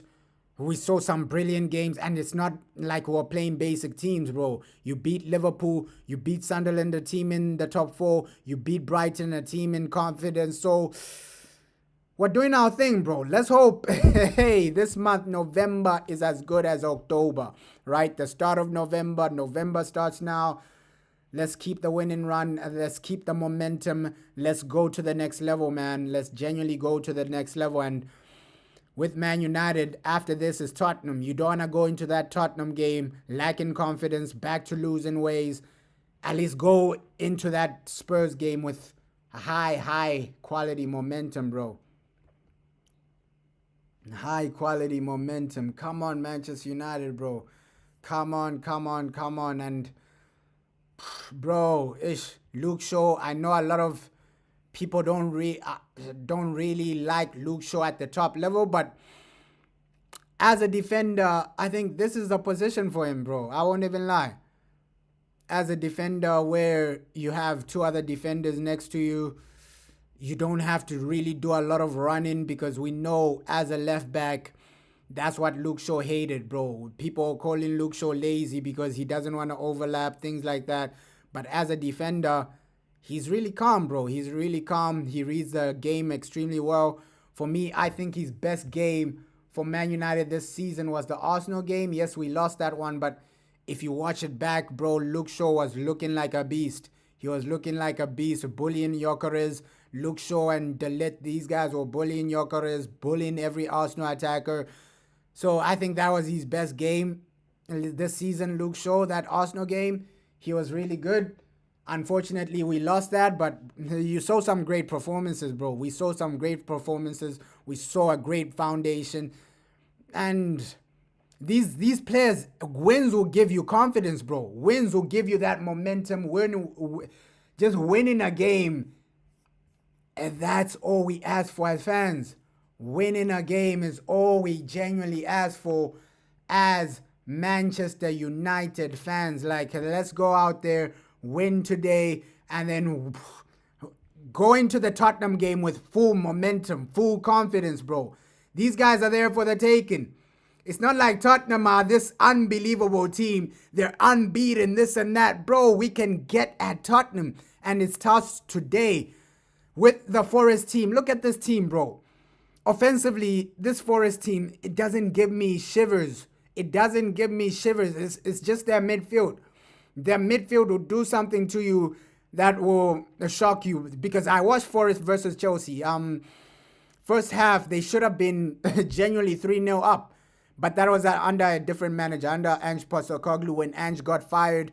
I was watching that game, bro. These guys, it's not like they're going to be a walkover. That midfield will dominate you. Like, Chelsea don't have a basic midfield, and this Forest midfield against Chelsea first half, they dominated Chelsea. They could have been 3 or 4 goals up against Chelsea. So we're not going against a team that's genuinely basic. I think a lot of people think, Forest are going to be a walkover.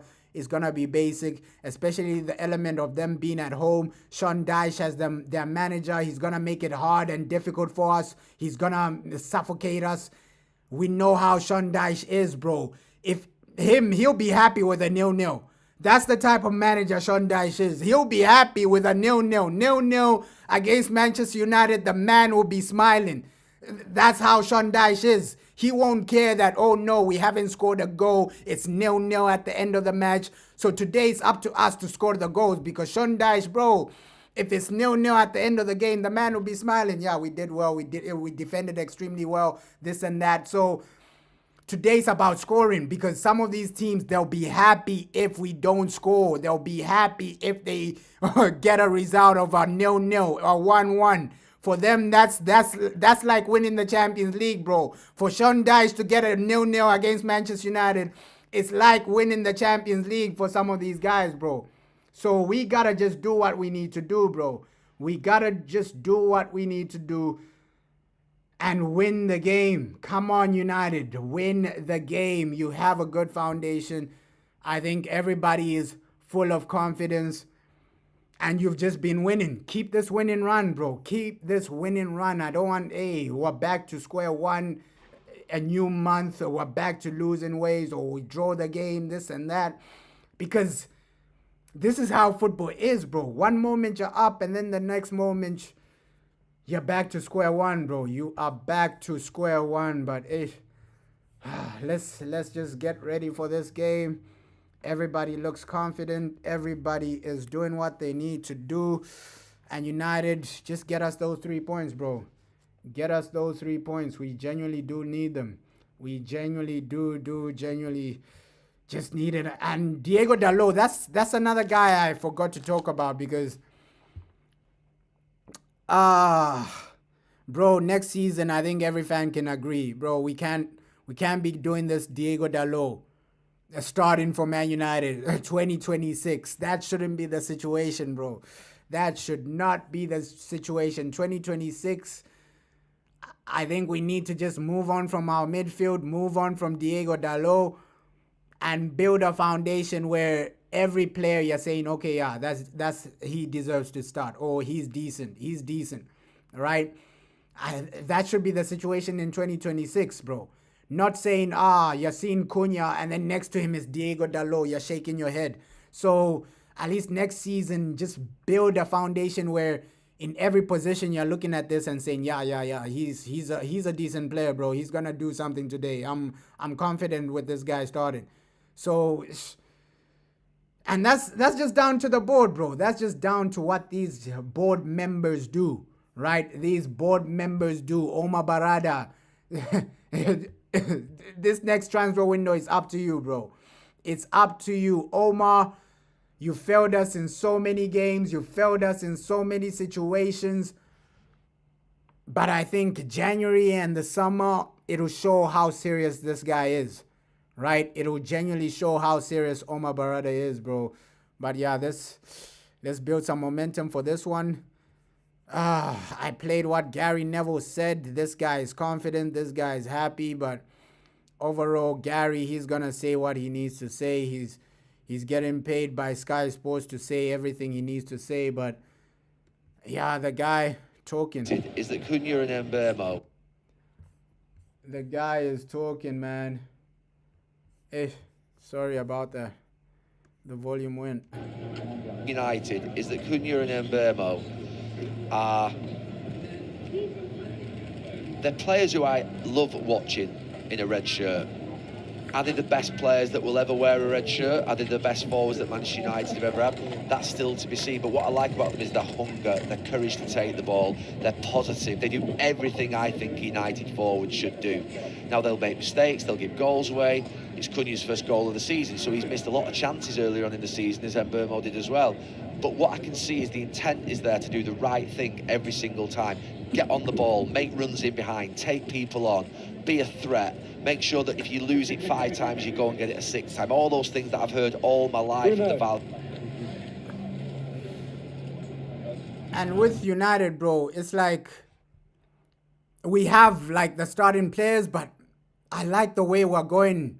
I like the steps we're making because we heard the news. We heard the news of this young, talented player, Ryan Victor, bro. Like, hey, people just watch some of his technical abilities. Just search Ryan Victor on YouTube and just see some of the games. This guy is really technical, bro. Like, first touch is on point, and you can see the types of young players we're going for. It's not like they're basic. I know it's hard to judge a player based on like compilations, things like that, but you can judge his ability. You can genuinely judge his ability based on things like a compilation or something like that. So Ryan Victor, he's like a Brazilian forward we're being linked to right now. Looks like that might be the guy we go in for in January. And you can see that he is technical, bro. I won't even lie. If we get a player like Ryan Victor in, he's a good foundation to bring in as a young player, bro. Even like somebody like Christian Orozco, right? The guy, Fabrizio Romano, confirmed that, okay, Christian Orozco, he's going to join Manchester United, a young Colombian player, South American player, midfielder. So when he does turn 18, he'll join Manchester United. You can see the young players we're going for, bro. Christian Orozco, he's another talent, bro. Like, I know it's hard to just judge a player based on like compilations and things like that. But when you just watch his compilations, bro, you can see first touch is on point.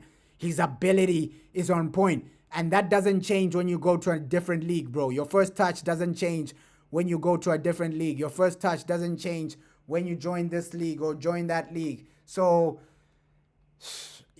based on young players, we're doing our thing, man. We're doing our thing. We're really going where we need to go. But let me try and play this interview for Ruben Amram. The man has spoken. Let me play what he has to say before the game. Because Ruben, it's time to deliver. My guy, Ruben Amorim. Ruben Amorim.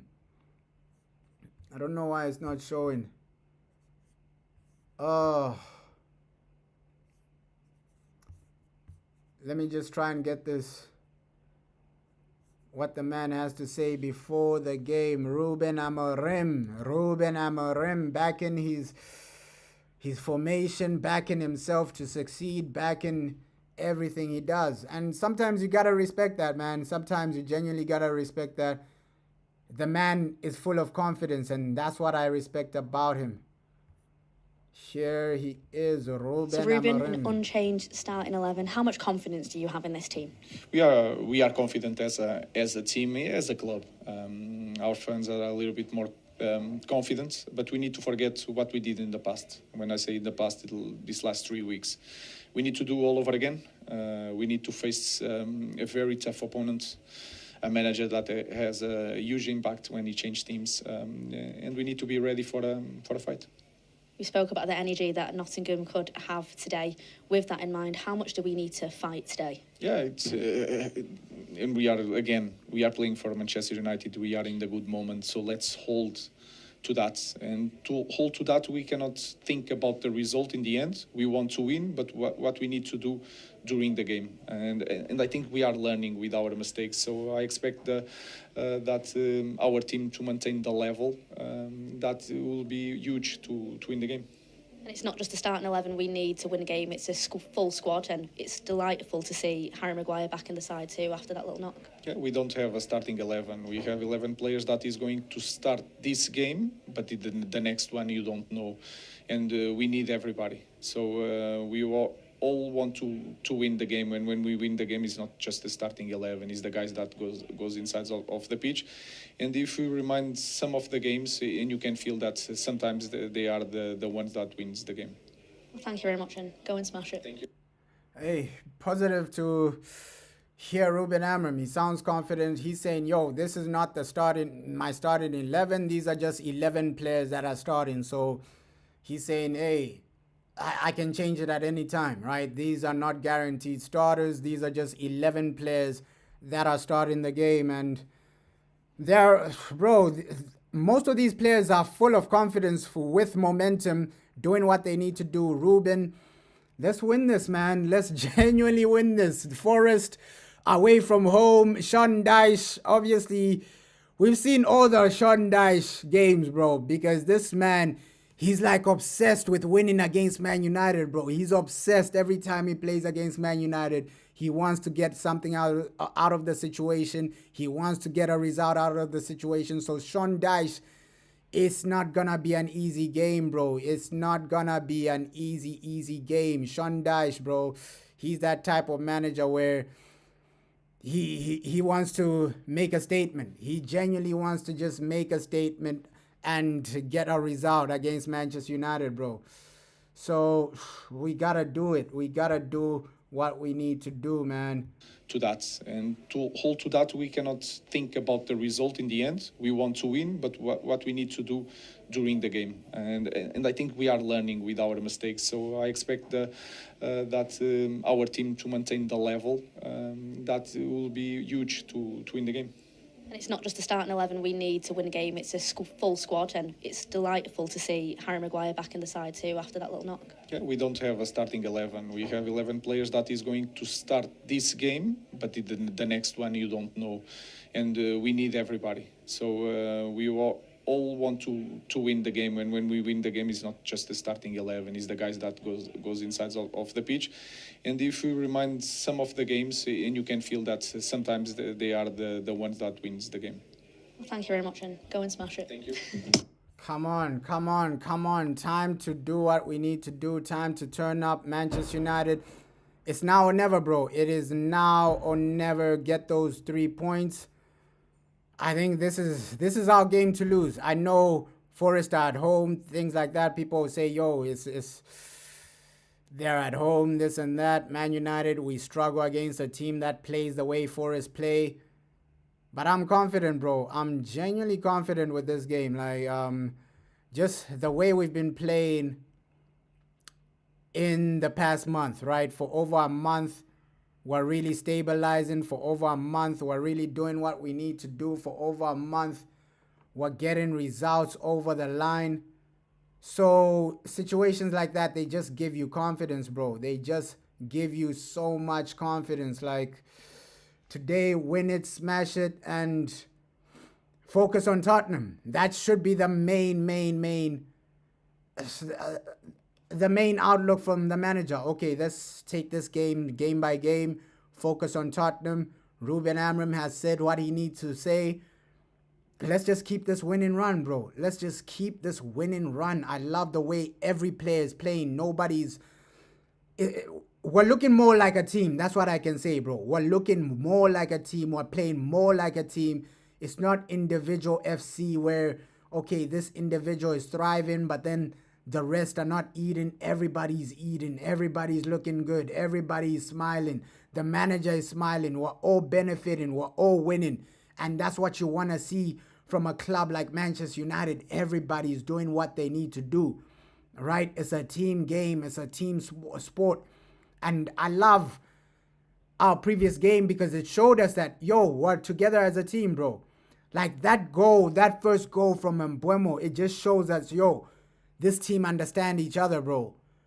Like, if you saw that goal, the first goal, the build-up, the type of build-up, it just comes from a team that understand each other. And you can see we're getting used to, the new players are just getting used to the system. Everybody's just getting used to each other. And you need that. You need that. Build momentum. This season, it is what it is. I don't think we'll win the league. But let's just push. Let's just push and keep winning games. Right? Let's just push and keep winning games. You don't know what can genuinely happen from now until the end of the season, but it's looking good, man. It's genuinely looking good. It's looking positive. And then after this, I think Tottenham play Chelsea. So the ops will be playing after this, but let's just focus on ourselves right now, bro.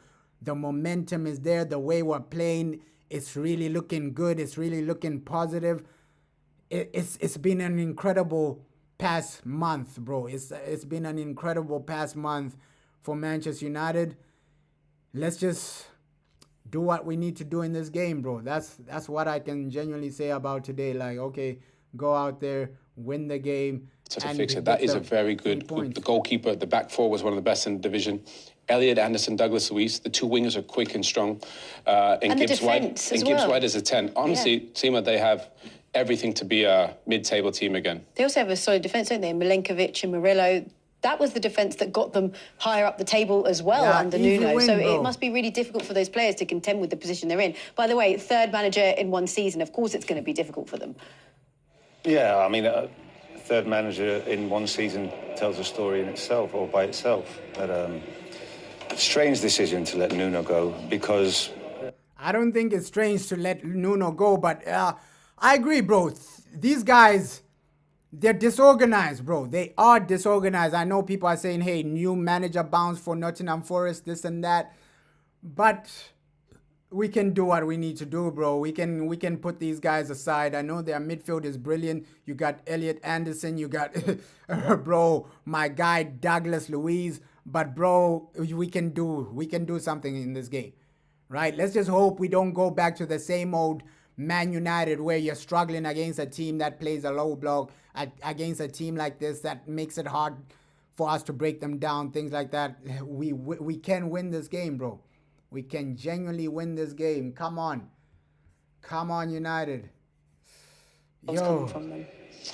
Well, there's plenty of talent in the team. You know, whether we're talking about the striker, we're talking about the wingers. I hope Sesko scores again, bro. Chris Wood, obviously, he's out at the moment. They have so many very good players. I think because of the way they played under Ange, they were so high and the defence got quite exposed. It put pressure on the two centre-backs, who are terrific, by the way, and the goalkeeper. I think now they're going to be a little bit deeper and they can play on the counter, which I think suits them. So there's plenty of firepower in this team, and I just think this blueprint is going to suit these players more, and this game could be anything today. What have you made of their strikers? I mean, they're obviously not scoring as many as they would have hoped to, but they do have deep... Yeah, bro, but we should be able to beat these guys, bro. I don't see any threat in their attack. For me, it's just their midfield where we got to worry about. Win this, then Tottenham is the biggest question of, okay, is this really a turning point for Man United, or are we going to go back to the same old? I think these two games are the real test for Manchester United. This Tottenham game and this Forest game. Like, these next two games will show us where we are as a team. They'll show us how serious we are as a team. But, yeah, De Ligt doing his thing. Results ago. Come on, let's just do what we need to do. Manchester United, we are back in the building. Mbeumo is on goal scoring form. I think everybody looks confident. Everybody looks good. Cunha has found his form. People are clowning Cunha a lot, bro. People are clowning this man a lot. Like, hey, 007, this and that. But bro, he shut down the haters. He shut down the doubters. Man United, we've shut down the haters. Every Chelsea fan was genuinely laughing at us, but now they are crying, bro. Now they are below us in the table. So same with Liverpool. Liverpool, bro. These were title challenges, right? Liverpool were title challenges going for the league, and now they're behind us. A team that were in crisis a few weeks ago. So football changes so much. Football changes so fast. Like, life comes at you fast, bro. Liverpool fans, they were confident. I remember before we played Liverpool, every Liverpool fan was roasting Manchester United. Oh, this team, they're bottom half of the table. Oh, they finished 15th. They lost to Tottenham, this and that. Life comes at you fast, man. Life genuinely does come at you fast. And for this game, we just need to do what we need to do. Perform the way you need to perform. Score some goals. Do what you need to do and get the result. That's the main thing for today, bro. That's the main situation for today. But come on, Manchester United. Oh, come on, Man United. It's now or never.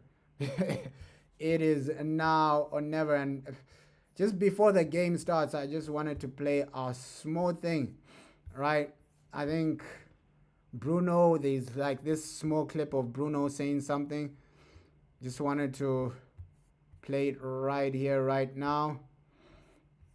And also Martinez. Martinez is going to be back soon. Martinez is going to be back soon. But with Bruno, there's a clip of him saying... Let me just play a bit of what he had to say, what he said in this clip. Right?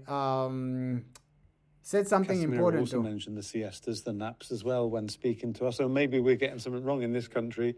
Diogo said he's got... Yeah, bro. If we can beat Liverpool away, I know people say, yo, Liverpool, they're still like a weak team. Look, everybody's beating Liverpool, so that Man United result against Liverpool doesn't mean anything because everybody's beating Liverpool. But I think it was still a good result, bro. It was still a good result for us. Obsession with that availability. He's a real professional, fit athlete, isn't he? And he's always we have different routines, but as we always speak a lot, me and Diogo, is like, and we say it with many players that when we speak about this, we say that you have to find out what is good for you, not whatever I'm doing, whatever he's doing, because everyone is different. Every person has a different way of resting, recovering, and everything. So you just have to find the right things that make you be available for everything, to how much you need to go to the gym, how much you need to do core, how much you need to do strength. You don't need to do everything at the max, but you need to do everything in the right moments and the right way to get the best of you. I mean, you could... That's important from Bruno. Like, those words from him is like, hey, everybody has their training routine, and obviously the manager, he'll give you the basic of, okay, you got to do this type of training routine, this and that. But looks like he's saying everybody has their own routine, right? Everybody has their own routine, their own way of working out. And bro, it's inspirational because Bruno, he's a player that does lead by example sometimes. I just got the shirt from the 100 goals that I kept with me. The shirt from the first game in the Champions League, first time against PSG away. I have a lot of things. Every shirt from my previous clubs, the first one I've always took it with me. I have some boots that I've took it with me from the Euros or from the World Cup. It's always good memories, good things that you take from your journey and will stay for the future, because this doesn't last as much as we want. But until I will play football, I will try to collect some more and to have some good moments, because that's what football is about. Well, I hope at the end of your career you allow us to come around and browse your collection, which will hopefully also have some more winners' medals. And I hope so. Do you feel that we've got the squad now and we're going in the right direction? Nah, bro. This is a football channel, bro. Let him talk about like Dembele, bro, because this is our football channel, bro. This is our football channel. I think we're growing, and obviously as a club we want to get close to that. We want to do it now. We want to do it tomorrow. But obviously we know that we are in the path that we have to go game by game. And I think it's the most important thing for us as a group of players now to understand if we don't win the next game, we won't be closer to what we want to achieve. So in the right moments we need to win, and then the big moments will come for us. Well, I hope we have this chat again at 3:50 and 400. Yeah, hey, Bruno leads by example. I wouldn't even lie. Like, the career at Man United, obviously, we won't compare him to other captains that have won Premier Leagues, Champions Leagues, things like that. But low key, he can still say, hey, I tried turning up for Man United. I tried doing what I need to do for Manchester United. I still think this is gonna be his last season, because the way the board are talking, the way everybody's talking, it looks like this might genuinely be Bruno's last season. It might be game over for him. But just judging his time at Man United, I think, although he hasn't really won like major trophies, right? But he's won an FA Cup. He's won an Carabao Cup, but obviously that's nothing, right? That's nothing when you play for Man United. He obviously wants to win the main things, right? The main things, Premier League, Champions Leagues. Those are the main two things he genuinely wanted to see in his Man United career. But Bruno, you gotta... I think it is the right time to move away from him, but hey, he did okay, man. He did okay for his career. I wouldn't say it's been amazing. I wouldn't say it's been brilliant, but he's done okay, bro. I would give his career like a 6, 7 out of 10, bro, because of course at Man United we've seen players that have won leagues, that have won Champions Leagues, that have done different type of things. You're saying, bro, Barca have many key injuries. Yeah, Barca, I don't see them doing anything, bro. I do not see them doing anything, bro. Like, they're lacking confidence. They are lacking No, and then so obviously much Cunha confidence. finishes to make it 1-0. This clip I really like.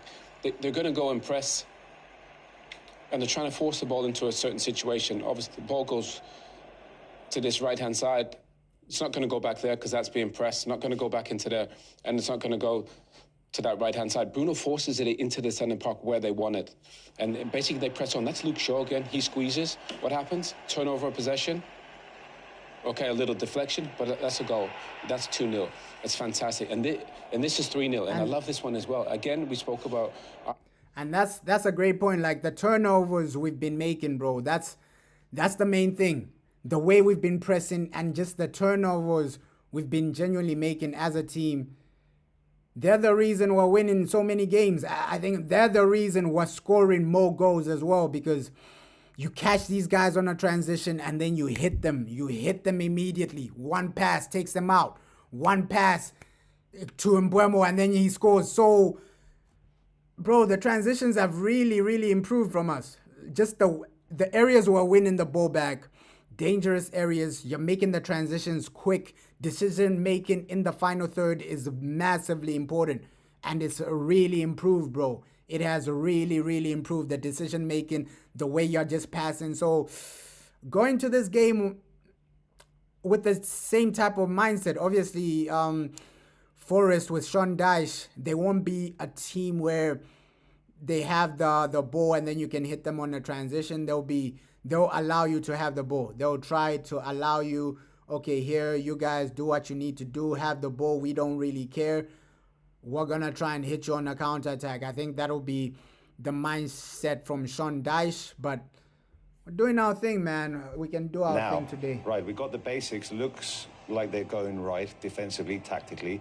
How can we transform our game where we don't have to sit back, where we do have to dominate, which is a game like today, where Manchester United should dominate possession? Are we capable of doing that as well?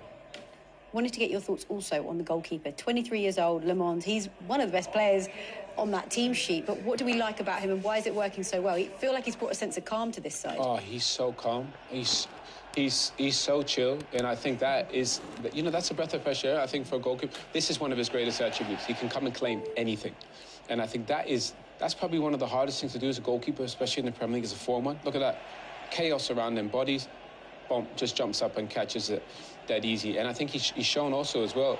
He's a good. Yeah, but with Lamens, we've already talked about him, bro. He was a game changer. Massive game changer. bro. Bro, for me, what I'm mostly impressed is we're scoring goals. Because if everybody looks back to last season, bro, look back at last season and think about our main issues. Our main issues last season were just goals. Lack of goals, lack of creativity. You're finishing some games 0-0 or some other type of situation like that. So it's way better now, bro. I won't even lie. It's way better now. You're scoring more goals. You're creating more chances. And the decision making is way better, right? I'm happy with the goalkeeper. The goalkeeper has brought us more confidence defensively, but at least offensively, you're also doing your part. Offensively, you're doing what you need to do. You're doing your thing. So that's where I'm mostly happy about. Like, yo, the goals are coming, bro. The goals are coming. Before, it was a headache, bro. It was a genuine headache. You're going games without scoring. You're going games, it's 0-0, or you're failing to even create, or the whole game is one shot on target, two shots on target. We remember those situations, bro. We genuinely remember those situations. But today, just win the game. Have the mindset of, okay, we are Manchester United. Let's go out there to win. Let's go out there to dominate. Let's go out there to do what we need to do. 10 minutes, bro. 10 minutes until this game starts. Let's take the game to Forest, bro. Take the game to these guys. Early goal. Just play the way you played against Brighton. If you play like that, we're gonna win. For sure, we are going to win. But let me just get some water. 10 minutes before the game. I'm coming. Yo.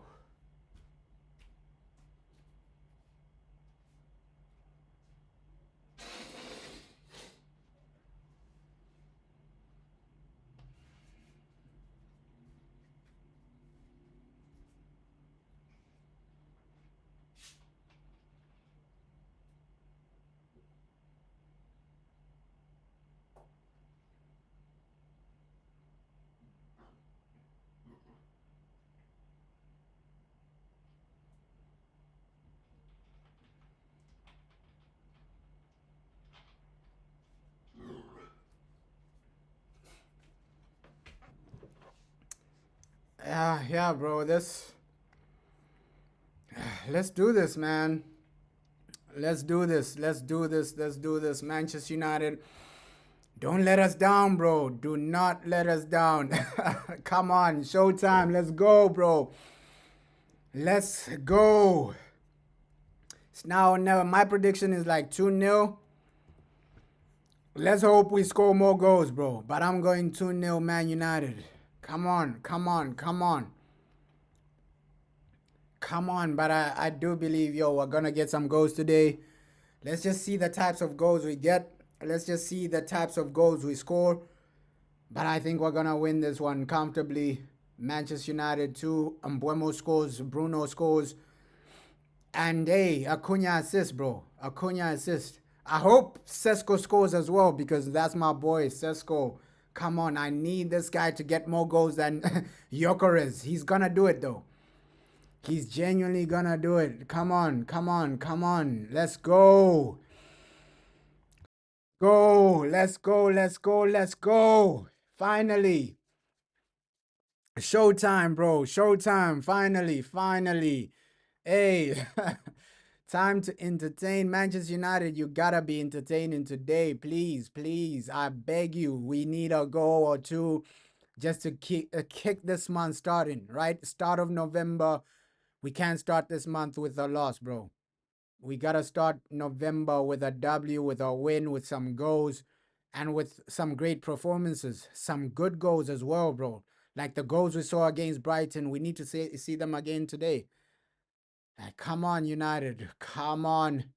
Manchester United, 7 minutes, bro. 7 minutes. Just keep it simple. Go into this game with the mentality of, yo, we are Man United, regardless of whether you're away from home or at Old Trafford. You got to show these guys that, yo, we're serious now. It's a turnaround for Ruben Amorim. It's a turnaround for Manchester United. We're getting our goals. We're scoring goals. Like, bro, it's been a great, great month, right? October was great. Let's start November the same way with the same type of momentum. And just the intelligence of this team in October was impressive, bro. Like, especially the midfield. I'm the guy always destroying this midfield, criticizing this midfield. Why are we still playing with Casemiro and Bruno? But bro, they have done their thing. You're saying hopefully it's not rainy weather. Nah, it's not rainy, bro. It's sunny. It's sunny. It's sunny. It's sunny, bro. It's sunny. It's sunny right there, bro. It's a sunny, sunny weather. There's no rain today. Let's hope it doesn't rain towards the end, but I don't see any rain happening, bro. I don't see any rain happening today. Like, come on, come on. My boy Elliot Anderson. Elliot Anderson, hey, he's smiling because he knows, hey, this is one of his future clubs, Manchester United. He might see himself playing for Man United one day. Elliot Anderson. Come on. Come on, the confidence is there, bro. And you know, for these teams, Manchester United is a Champions League final for them, bro. Playing Man United is like being in a Champions League final for some of these teams, bro. Like, genuinely, playing United, bro, this is a Champions League final for these guys. Yeah, my boy Delit. Yo, there we go. Come on. My Brazilian Cunha. Hey, my Brazilian straight from Brazil. This boy has been turning up. My Brazilian Cunha straight from Brazil. The boy has shown us why he's really a Brazilian, why he's really considered top level. So, Cunha turning up. Let's hope we are informed today for this one. With football, anything can happen, bro. We can start badly and then get shocked, and then it's a whole different situation. But come on, United. Come on, Manchester United. Give us the game we've been waiting for. Give us the game we've been praying for. Give us the game we've been hoping for. The visitors continue their winning momentum. Come on, come on, come on. We've been winning. We've been doing our thing. To the dotted line. Come on, come on, come on. Showtime. Sean Dyche. I like Sean Dyche though, bro. I like him as a human being, bro. He's really entertaining. Like some of his press conferences, the way he speaks, just Sean Dyche as a man. I like him, but today he's managing our enemies. We gotta get a win. I'm sorry, Sean Dyche. Today the 3 points are going to Manchester United. Sean Dyche. The Daesh machine. Come on. And even Hudson Odoi, bro. Like just based on the hype for Hudson Odoi and look at him now, right? Oh my God, people are really hyping this guy up like, oh, he's the next big thing in the Premier League. Chelsea fans are hyping up Hudson Odoi, bro. He was really being hyped up like, yo, this is gonna be the next big thing. This guy's gonna cook. This guy's gonna change lives. This guy's gonna do this, do that. But bro, it's been below average for Hudson Odoi. Yeah, and I like this kit though. I love this kit that we are wearing. Come on. Come on, Lenny Yoro in form, Delit in form, Bruno in form. It's like our whole team is formed. Like Ahmad has really kicked on. Come on, United. Come on, Manchester United, bro. Sesko, my boy Sesko is really ready for a goal as well. Let's go, let's go, let's go. Showtime, showtime at OT. Showtime at Old Trafford. Time to win, bro. Time to win. Time to win. I see moments of silence. RIP. Moments of silence. Rest in peace, man. Rest in peace. RIP situation. But we gotta do what we need to do. We gotta do what we need to do today. Like, genuinely. Come on, United. Come on, Manchester United, bro. Moments of silence. RIP. RIP, though. RIP, man. But let's do what we need to do today. Let's really do what we need to do today, man.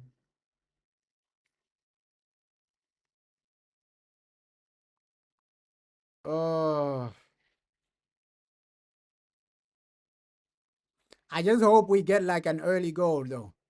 Early goal, like we did against Brighton, bro. Those early goals always help. Like long term, those early goals always help.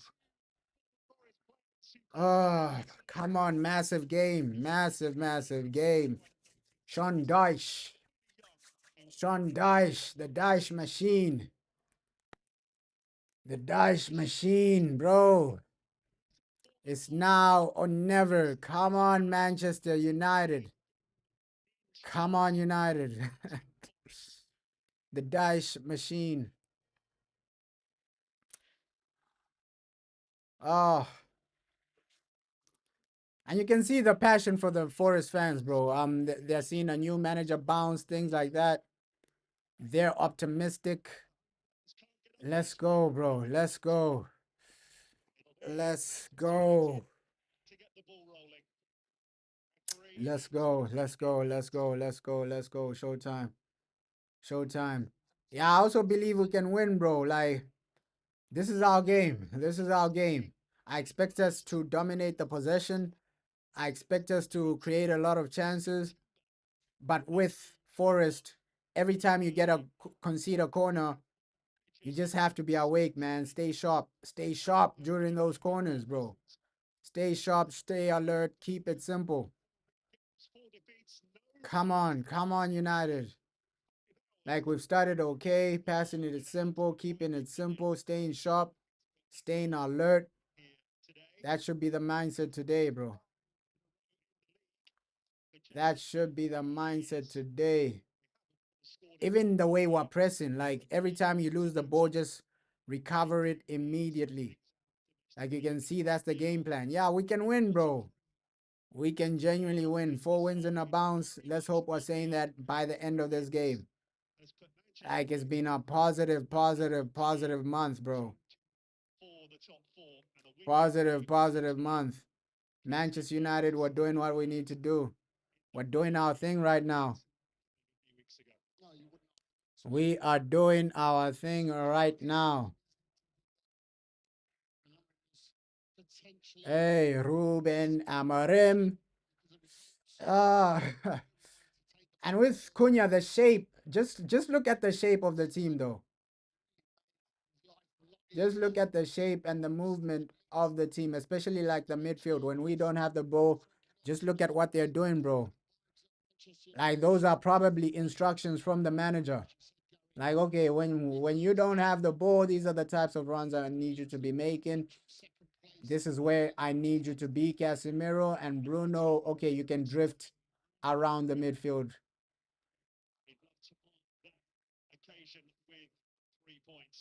But yeah, comfortable, bro. Comfortable. Comfortable. Comfortable. Diego Dalot, don't frustrate the people today, please. Please, Diego Dalot, man. Simple crosses the man can make. Please don't frustrate the people today, Diego Dalot. We just need you to have a good performance. At least an early corner for us, which is positive, positive, positive, positive, positive. Positive, positive, positive situation for us, bro. Come on, come on, come on. Come on, come on, come on, come on. Come on. We're doing our thing, though. We are doing our thing. Benjamin Sesko.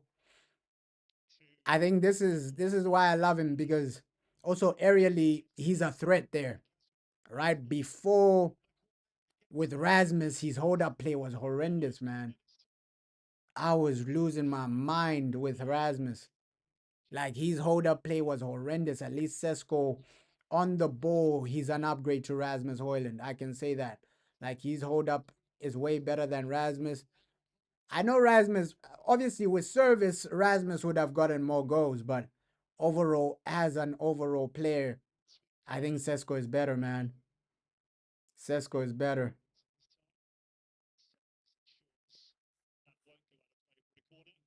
But yeah, with Rasmus, let's see what happens with his career.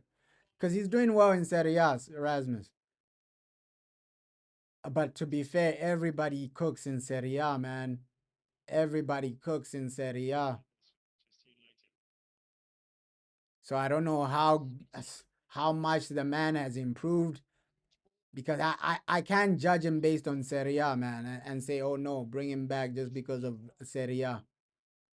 Serie A is a way completely different league to the Premier League. It's way slower, and when you have like pace and power as a striker, the way Rasmus Hoyland had pace and power, it's way easier to cook in Serie A, because we also saw Lukaku. Lukaku with his pace and power, bro. He's eating Serie A alive. Same with Rasmus Hoyland. Rasmus Hoyland has that power and pace, bro. He has that power and pace to just cook some of these leagues. Yeah, but this decent start. Decent start. We're getting some corners. We're getting into their final third. Diego Dalot is not making too many mistakes. He's keeping it simple. Decent start, man. I won't even lie. Decent start. I just know with a team like this, you gotta score a goal early, because I know the tactic from Sean Dyche. Second half, if it's still 0-0, the man will throw away the game. He'll tell his team, nah, park the bus. We're taking the 0-0. I'm happy with the 0-0 against Man United. That's how Sean Dyche is, bro.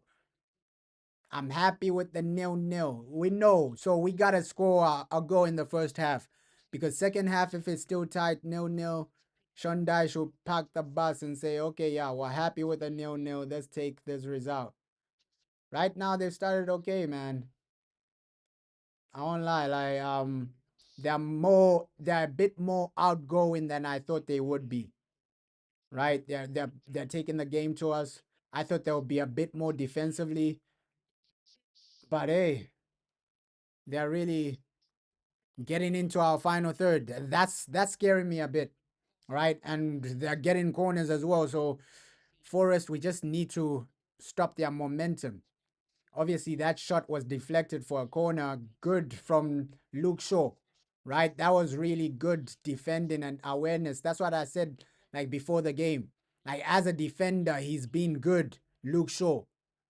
Yeah, header over the bar. But as a defender, he's been good. Luke Shaw has been brilliant, right? He's been brilliant as a defender. It's just that as a left back, we were calling him lazy, right? When it's time to overlap, he wasn't really overlapping. But I think defense, I think he was meant to be a defender, bro. He was meant to be a defender. Because that was a good interception by him. He's making some good interceptions. He's reading the game a bit better. So, it's comfortable, man. Sean Dyche, the Dyche machine. Oh. Yeah, but hey, these guys, low key, they've been the better team, bro. They're getting too many corners. They are getting too many corners. Is it back to the same old Man United? Was it just a 1 month situation for us and then we're back to regular business? Regular underperforming business. Let's hope that's not the case, bro. Because October is such a great month, bro. Let's keep that momentum. Let's keep that momentum. Let's hope it's not back to the same old, because so far, Forest have been the better team, bro. They're getting corners. They're getting into our final thirds. Lamens is making some saves. Oh my God, bro. If you keep this up, eventually these guys are gonna score, right? The pressure they are applying to us, they are always in our final third, this and that, testing our goalkeeper. You're saying we have a tall enough team to defend corners, bro. At least now we don't have Bindia messing it up, bro. Before, it wasn't a situation of our players. It was just a situation of our goalkeeper, right, bro? The goalkeeper was just messing up during corners. At least now I'm a bit more confident when we concede a corner that, okay, yeah, we don't have a clown in the goals that's gonna mess it up for us, bro. We don't have somebody that's messing it up for us. Like Bindia or Nana, those guys were time wasters, man. Yeah, keep it simple, United. Come on. Come on. But to be fair to like Forest, their midfield has really, really started well. Their midfield has really, really started well. Elliot Anderson, he's quality, man. He's genuinely quality. And you can see their owner, bro. That guy is psychopathic, man. And he wants to win this. He genuinely wants to win this. Their owner probably gave Sean Dyche a call and said, hey, this is the game you gotta win. Right? This is the game you gotta win. Manchester United, this is my final. This is my final. Man United, this is my final. You gotta win this. Come on. Come on. I'm just praying for that first goal because I know once that first goal goes in, it's gonna be a floodgate, bro. We saw that against Brighton. I think obviously we started a bit better against Brighton, but we saw the game against Brighton. Before the first goal, it was a bit 50-50. And then once that first goal went in, we just took full control. We just we just destroyed those guys, man. So I see a similar situation where, okay, the first goal comes in and then we just take full control. But saying that, the opposite can happen as well, bro. We can concede and then just fall apart. Let's hope that doesn't happen.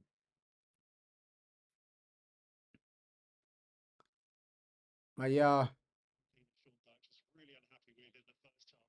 good game so far, man. Okay game.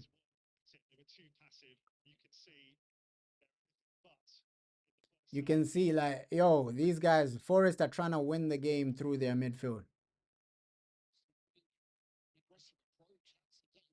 We have a great shape, but these guys have a good midfield. I won't even lie. Anderson, fair play to the guy, bro. He's really, really a player. And I know some people will just say, yo, Premier League hype. We just overhype some players because they play in the Premier League. Yeah, yo, Douglas Luiz hamstring. And that's the thing with Douglas Luiz, his injuries. That's why so many other teams were not really gonna take him out on loan. The injuries of Douglas Luiz, man. The injuries of Douglas Luiz, that transfer made it a hit and a miss.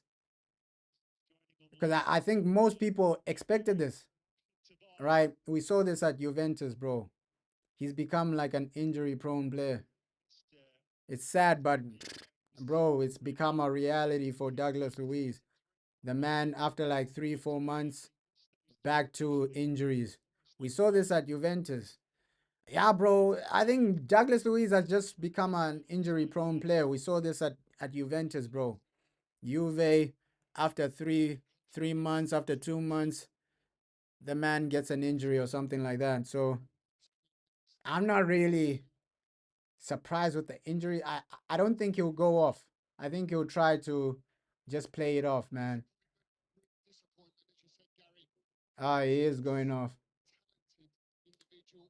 Yeah, he looks really disappointed, man. Really disappointed.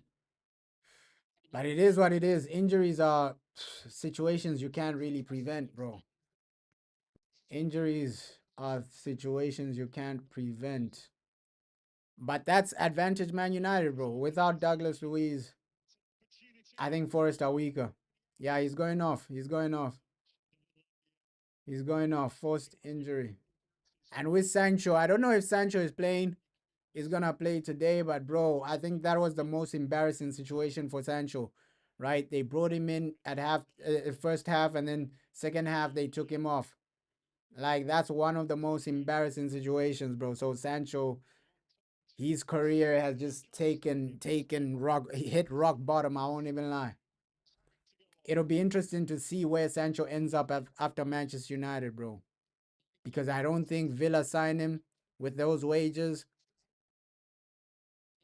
It might be a Saudi situation for Sancho. I won't be shocked if Jadon Sancho does what João Felix did. Okay, let me go to Saudi because they are the only guys that will pay me the wages I want. I can see Jadon Sancho is the type of player that would go to Saudi at his age, bro. I wouldn't even be shocked. Oh, Jadon Sancho going to Saudi. I wouldn't be shocked. Yeah, Adoy is too selfish, man. If he passed that, it would have been a better situation. Adoy is too selfish. Hudson Adoy. Hudson Adoy. Because I remember when all these players were coming through, Hudson Adoy, Jadon Sancho, bro, people were saying these guys will transform football. These guys will be better than all these other past players, this and that. People are hyping these guys up extremely well. So I think the players who were hyping up a few years ago, the Jadon Sancho generation, the João Felixes, the Jadon Sanchos, the Hudson Adoys, a lot of those guys are flopped, man. I won't even lie. Because we remember all these guys were the guys getting hyped up. Oh, powerful shot by Seshko. A lot of the guys that are flopped, bro, the people are hyping them up when they were coming up, bro. João Felix, Jadon Sancho, Hudson Adoy, people were genuinely hyping these guys up. And a lot of that generation that came out at the same time, they've really flopped massively because I remember when João Felix came through, he was like over 100 million or something. Right? 100 million or something. People are saying, yo, he's a generational talent, this and that. So I don't know why so many of these guys are flopped, man. I don't know why so many of these guys are flopped. João Felix, Jadon Sancho, Hudson Adoy. A lot of these guys are flopped. And they all came out at the same time. Felix, Sancho, Hudson Adoy. A lot of these guys came out at the same time. But come on, United, keep it simple. We're keeping it simple, though. We are genuinely keeping it simple. We just need that first goal. We just genuinely just need that first goal, man. Come on. Come on. I think the players that are coming out right now, it's a better situation, right? The Lamine Yamals, things like that. I don't think those guys will flop as much as like the Jadon Sanchos, the Hudson Adoys, the João Felixes.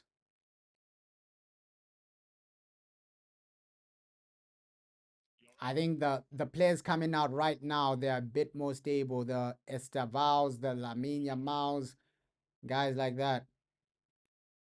Yeah, Cunha, bro. Cunha, decent, decent. Decent from Cunha, man. Decent from Cunha.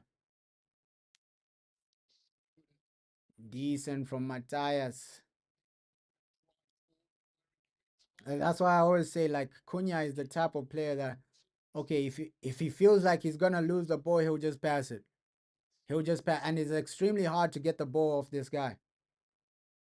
Like, if he feels like, okay, yeah, I'm about to lose the ball, I'm in a tricky situation right now, let me just pass it to the next guy. And I like that type of IQ in football. You need that type of IQ. If that's Garnacho, He's running with the ball. He's not thinking about passing, bro. He's running with the ball regardless. The man is not thinking about passing. At least with Cunha, he has that intelligence to understand that, okay, football is a team game, bro. If I'm stuck, let me pass it to the next guy. Yeah, Casemiro ish should have done better though.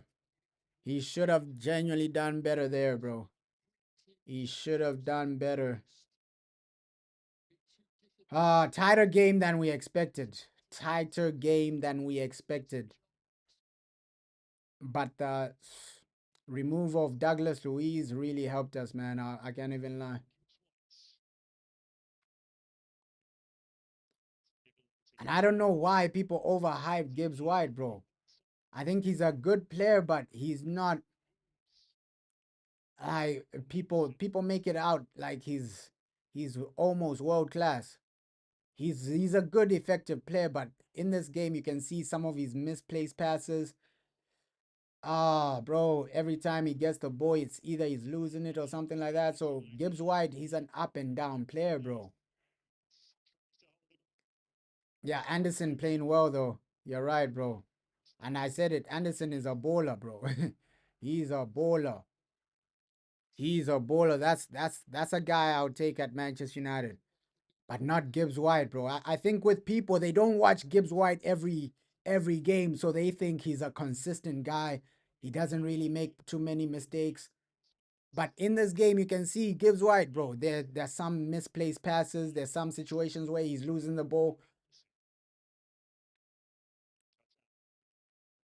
So it's like, as fans, we're just used to this couch of watching highlights, too many highlights. So people think Gibbs White is this clean, tidy player that does everything well.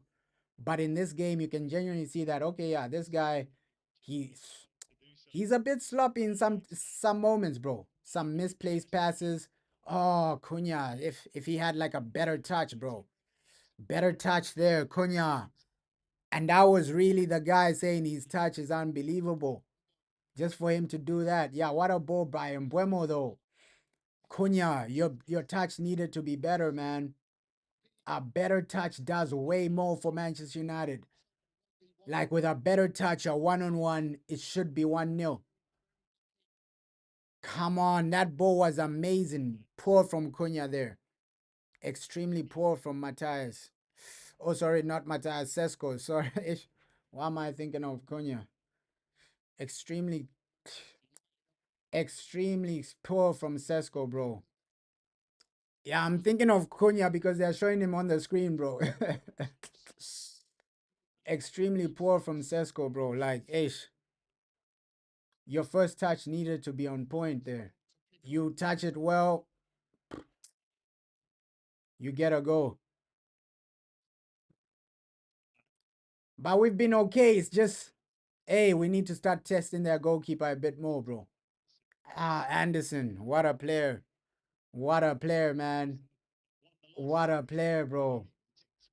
And this is how you can see that it's not just hype with Anderson, bro. Yeah, maybe Sesko wasn't really expecting it, bro. He wasn't really expecting like the delivery, but I always say this. Like the world class players, even when they're not expecting something, their first touch is still on point, bro. Like when you are world class, when that's how you separate like the world class from the good players, bro. Like the top players, even when they're not expecting it. Cause I can bet my life, bro. I can bet my life if that was prime Ronaldo, his first touch is on point, he's one-on-one with the goalkeeper, he scores. Even if he's not expecting it or not, bro. Like I can bet my life. Prime Ronaldo. You give him a ball like that, it's a go, man. It's a go. And sometimes that's what separates like the world class from the good. With Sesko, he's still developing, man. He's still developing. He's still young. But I'm just saying that's what separates the world class from the good, bro. If that's prime Ronaldo, bro, you give him a ball like that, he's trapping it. First touch on point. He's gone. He's gone, bro. He's really gone. He ain't messing up opportunities like that. That's what that I can bet my life on that. Like Ronaldo, bro, you give him a ball like that. Even Ronaldo at 40, bro. I won't even lie. Even Ronaldo at 40.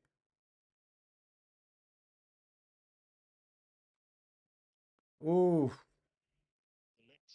Yeah, we need to improve final third a bit more, man.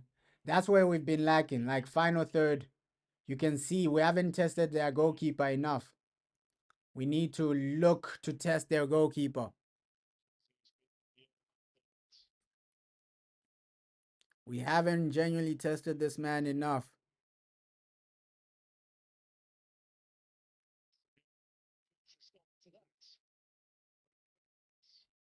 Nice. Yeah, I think that should be the game plan from now moving forward. Let's just keep it on the right where Ahmad is at. Keep it on the right. Try and build up from the right hand side because we've tried from the left. Nothing's really popping off. Just try from the right hand side, man. Oh my God. Oh my God. Come on, man. And that's why I'm saying final third is where it needs to genuinely improve. Final third is where it needs to genuinely improve, man. Like because the passing is a bit sloppy. Once you get into the box, it's either you're losing it or something. You're losing it or something, bro. Oh, it was a great idea for the 1-2, but that final pass, that final third pass, sure did extremely well. But it's like, bro, ish. Final third, we're always losing the ball, man. Yeah, Anderson, bro, bring this guy to United, bro. I've seen enough. I've seen enough, bro. Like with Anderson, ish, quality player. Quality player, bro.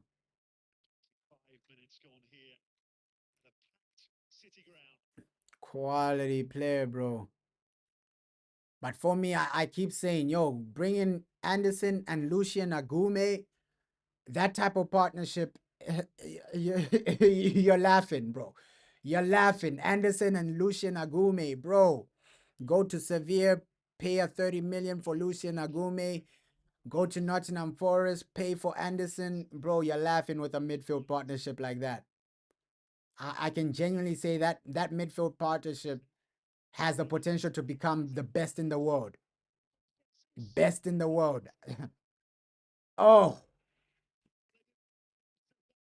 yeah, bro.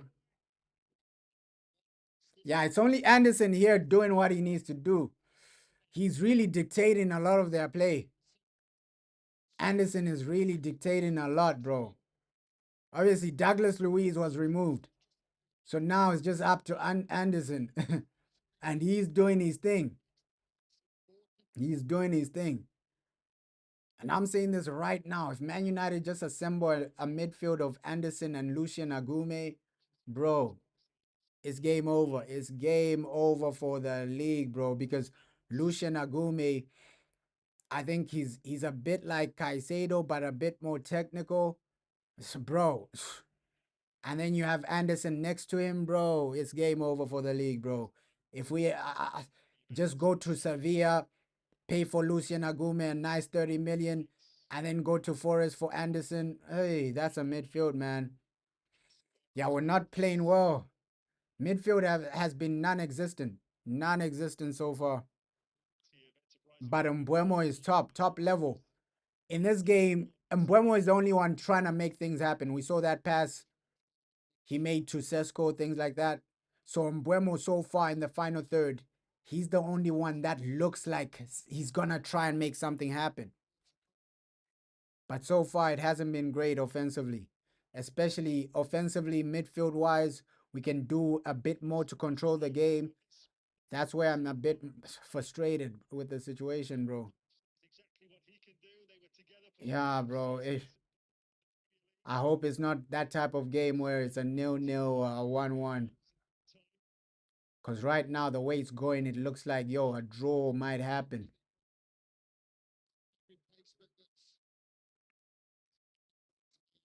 Oof.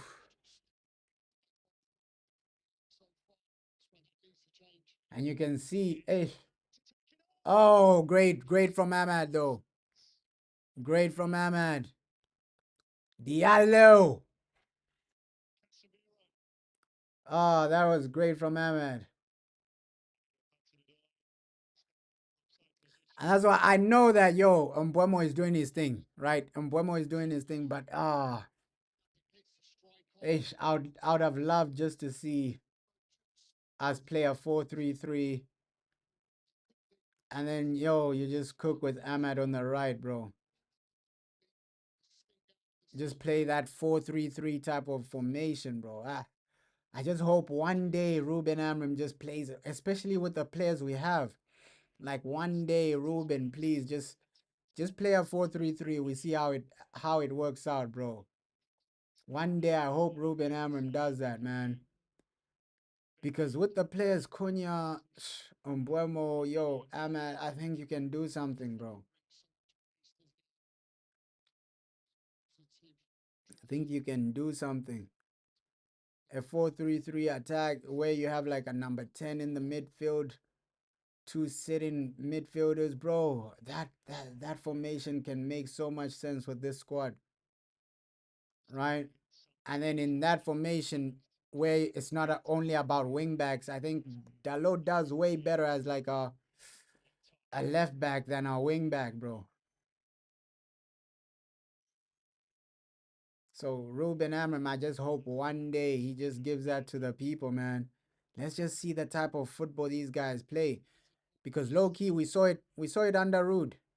I think that's the last time we played like a 4-3-3 under Rude Van Nistelrooy. We saw how we were cooking these other teams, bro.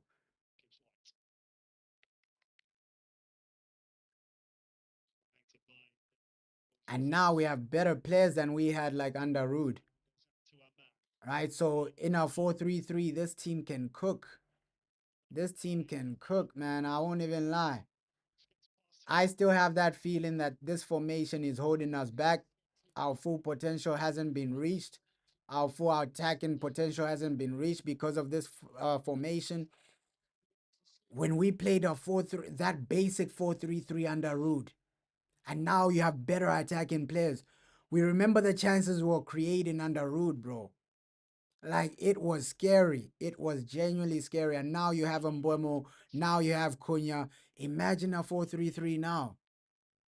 I just hope one day Ruben Amram does that, bro. Okay, a comfortable 4-3-3. Let's go and cook our opponents, right? We can cook like that, man. Because low key, in some situations, I think some managers take advantage of the formation we use. Somebody like Sean Dyche is obviously analyzed, okay, what were Man United doing in their previous game? Let's nullify that. And you can see they've low key nullified us in the midfield. Yeah, we just need that one chance. We're not creating clear cut opportunities, bro. Ah, that's the frustrating thing, bro. That's the frustrating thing. It's like what we saw in October, we're not seeing it right now, right? That fluid football, that football with opportunities and chances. Yeah, you gotta give credit to Forest as well. You're right, bro. Like, hey, they're playing well, doing what they need to do, but we have too much quality to not, to like, we're not creating anything, bro. But Luke Shaw has been okay. Luke Shaw has been okay. Come on, United. Come on. Come on, come on, come on. But I just hope that Jason Wilcox is thinking what I'm thinking, Lucian Agume, bro. Because I'm convinced with that boy, Lucian Agume, go to Sevilla and bring him in. Right? The way he cooked Barcelona's midfield, no other midfield is doing that solo, bro.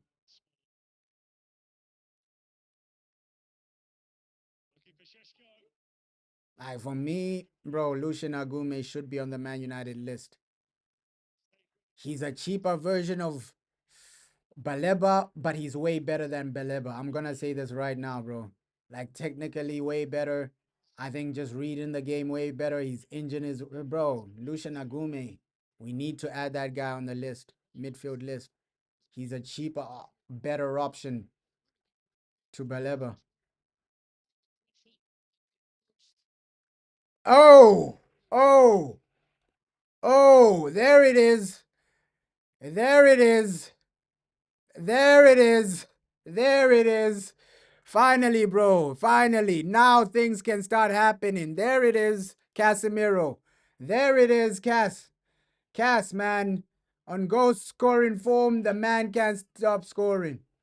There it is. There it is. Finally. Shondash crashing out, bro. Oh my God. There it is. There it is. Cass, bro. He can't stop scoring. Wow. Like this guy has captain ability, bro. That's what a senior player is supposed to do. The game is tight. Let me pull up a goal. Let me pull up a header. There it is. There it is. Fair play to Casemiro, man. But I think they might disallow it. They might disallow it. Ish. They might disallow it.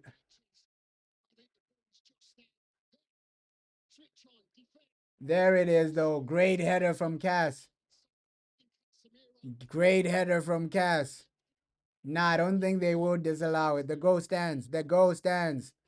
Bruno with the corner and then Cass with the goal. Yo, our two midfielders, the midfield double pivot, bro.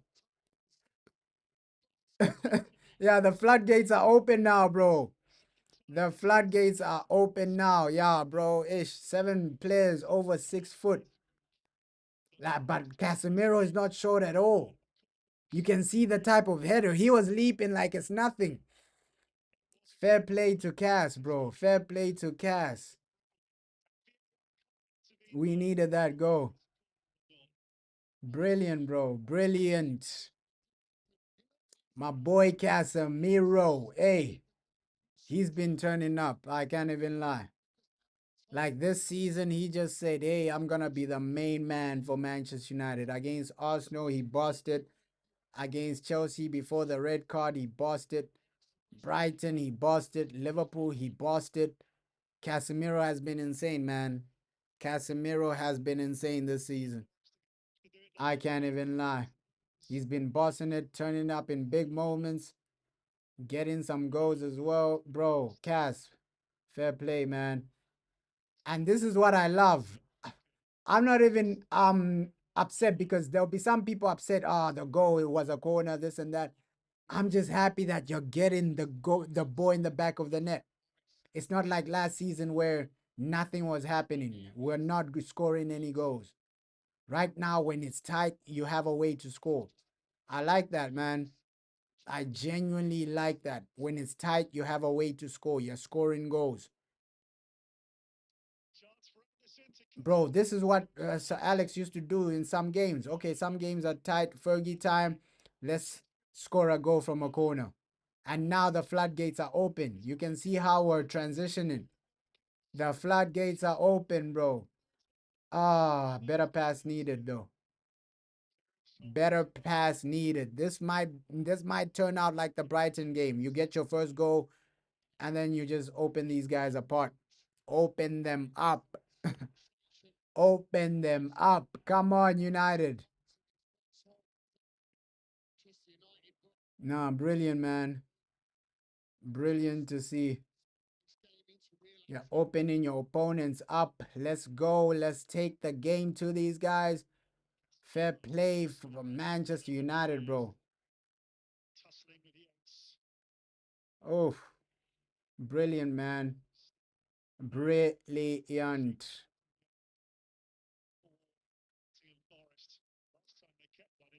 Nice.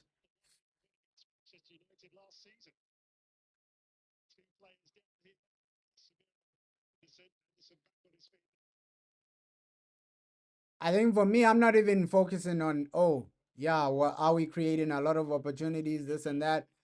I'm just focusing on the fact that we're scoring. I think he'll be okay, Cass, bro. He'll be okay. He'll be okay, bro. He'll be okay. Casemiro is one of the strongest players you you ever see, bro. That guy is a proper Brazilian, bro. Like pain doesn't affect him. He's gonna carry on playing. He's like those old school Brazilians, bro. Pain doesn't affect them. They'll carry on playing, bro.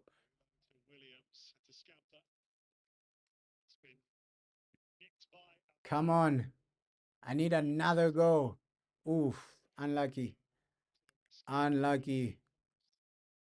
Pain doesn't affect some of these Brazilians, bro. They'll carry on playing. Like those are proper Brazilians, bro.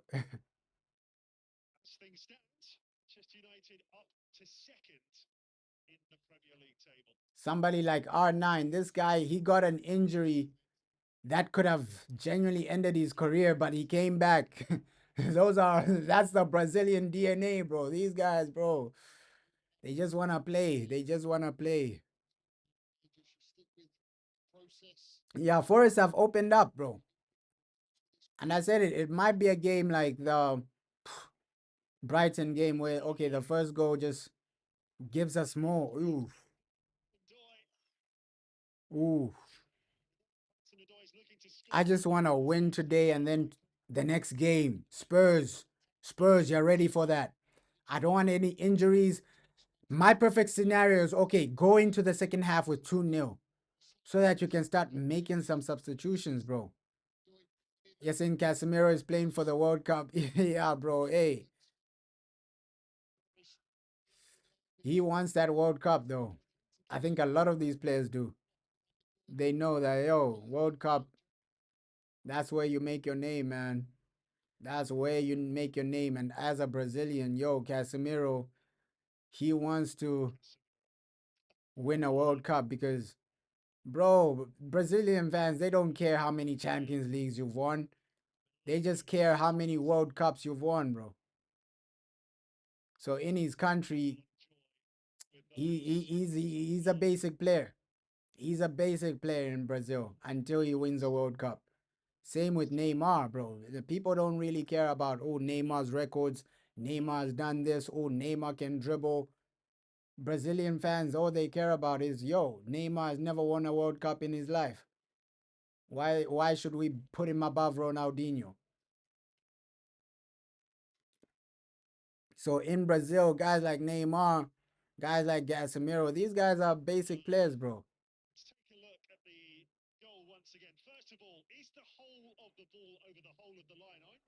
Nah, bro. These guys, they're trying to take away our goal. These guys are crazy, bro. Like, you know how the referees are. They always want to screw us over.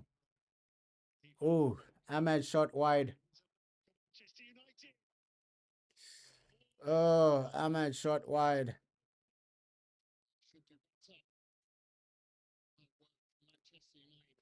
Come on, bro. I still feel like that second goal is going to come. Now we can hit them on a transition because they're 1-0 down. They're going to overcommit attacking wise. And then, bro, the floodgates are there. The floodgates have opened.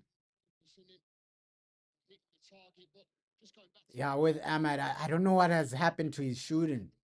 Before, every time this guy shot, it was on target. It was genuinely on target. But now he's hit and miss. Sometimes it's on target, sometimes it's way off. So I don't know what has happened to Ahmad, especially this season. Every time like he shoots, it's either off target or it's straight to the goalkeeper. But before he was an insane. Yeah, Lamens. Oh, Lameni, but it was offside though. But ish. Keep a clean sheet. Yeah, but with Ahmad, what has happened to our boy, man? Every shot he makes, it's like either it's off target or it's straight to the goalkeeper. Man, wow. This is not the Ahmad we know.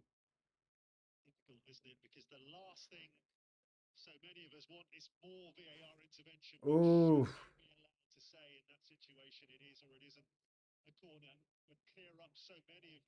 Nah, second half, just get the ball more to Cunha, bro, because that's a player I trust to make something happen. Get the ball to Cunha second half. That should be the guy you're looking for way more. He needs to touch the ball a bit more, bro. That should be a yellow, bro, but they won't give it because these referees hate Man United, bro. They'll never give a yellow card for that because they hate Man United.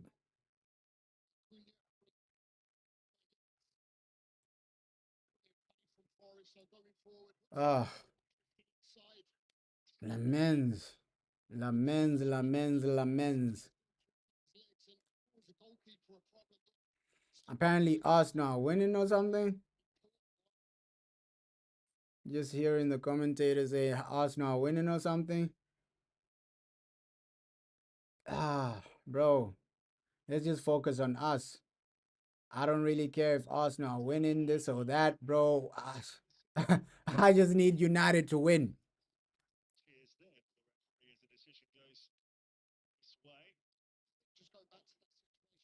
Come on.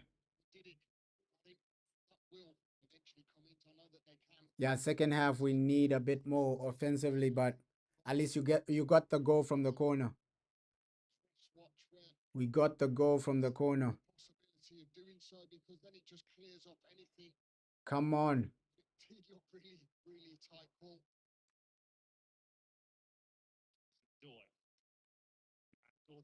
Oh. Yeah. We're really using that offside trap, bro. United, hey. Hey. Offside trap is on lock with Manchester United.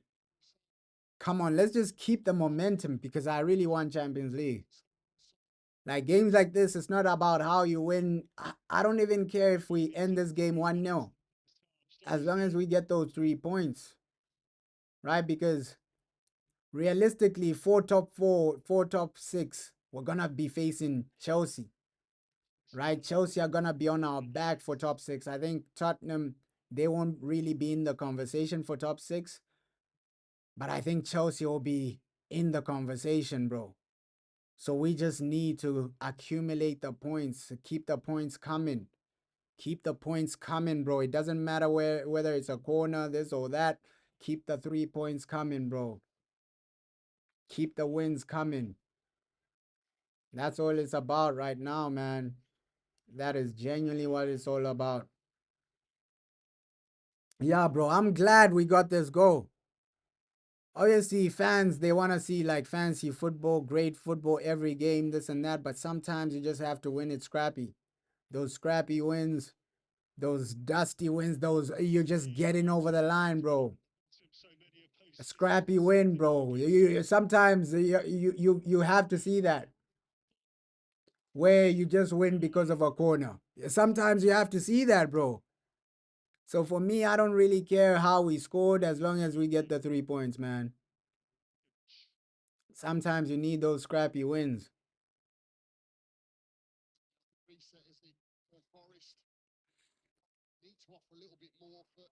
We've seen every team that has won the league. There's been that one game where okay, they didn't look good, but they got over the line, bro. Go back to every team that has won the league, bro. They've had that scrappy win. That win, maybe they got it from a corner, a goal from a corner, or a goal from a penalty, or a goal in the last minute. Bro, those scrappy wins are needed. Scrappy wins are needed, man. And with Forest, if we just keep it defensively organized, bro, we're gonna beat these guys comfortably. We are gonna beat these guys comfortably.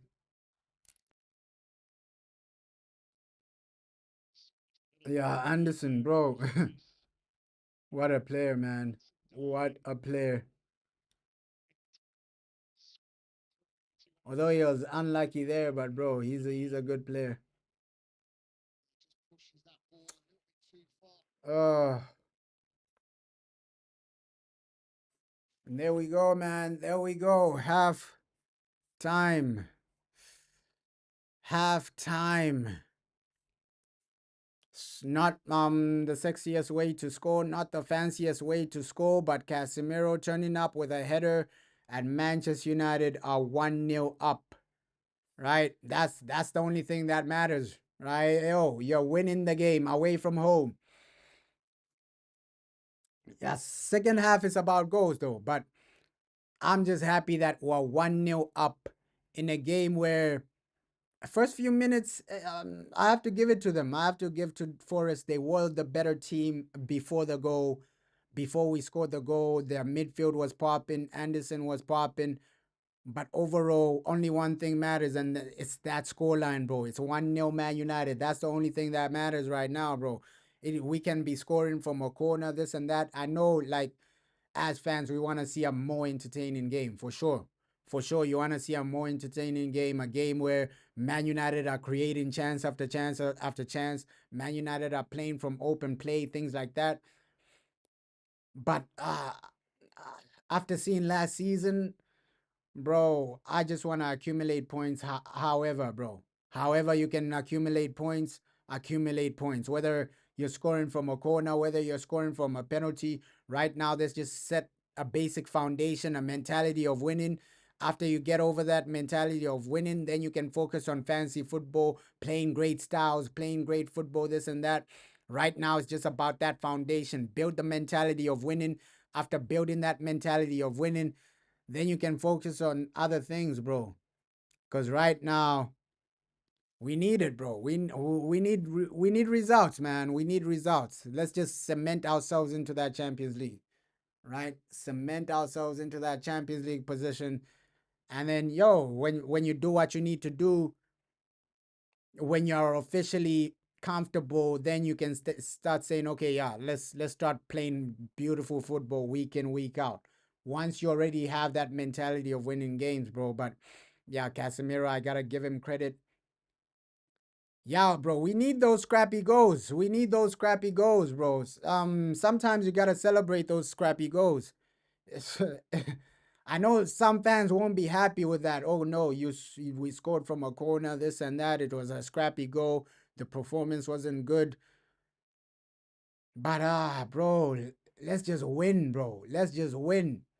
Let's just win. I'd rather win this type of scrappy goal than lose the way we lost against Arsenal. Right? The way we lost against Arsenal, we're playing some good football, this and that. We were the better team, this and that, but the 3 points, you never went home with the 3 points, bro. So I'd rather win like this than lose the way we lost against Arsenal, bro. Because you never want to see us lose, bro. Yeah, the wins are the most important. Nah, bro. Nah, bro. It's a green screen, bro. It's a green screen.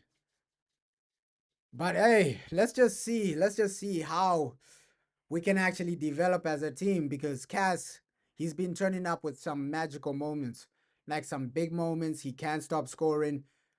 And although the midfield could have done better in the first half, I'm happy that we're 1-0 up. Anderson, for me, was the player of that match, the player of that half. Because to be real, yes, Casemiro scored, but was he better than Anderson?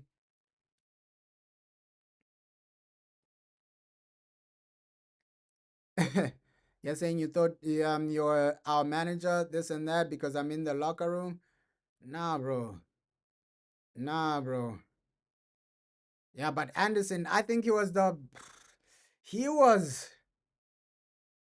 the player of that half, bro. The player of that half. With Anderson, he did his thing. But overall, it's about the team that's winning.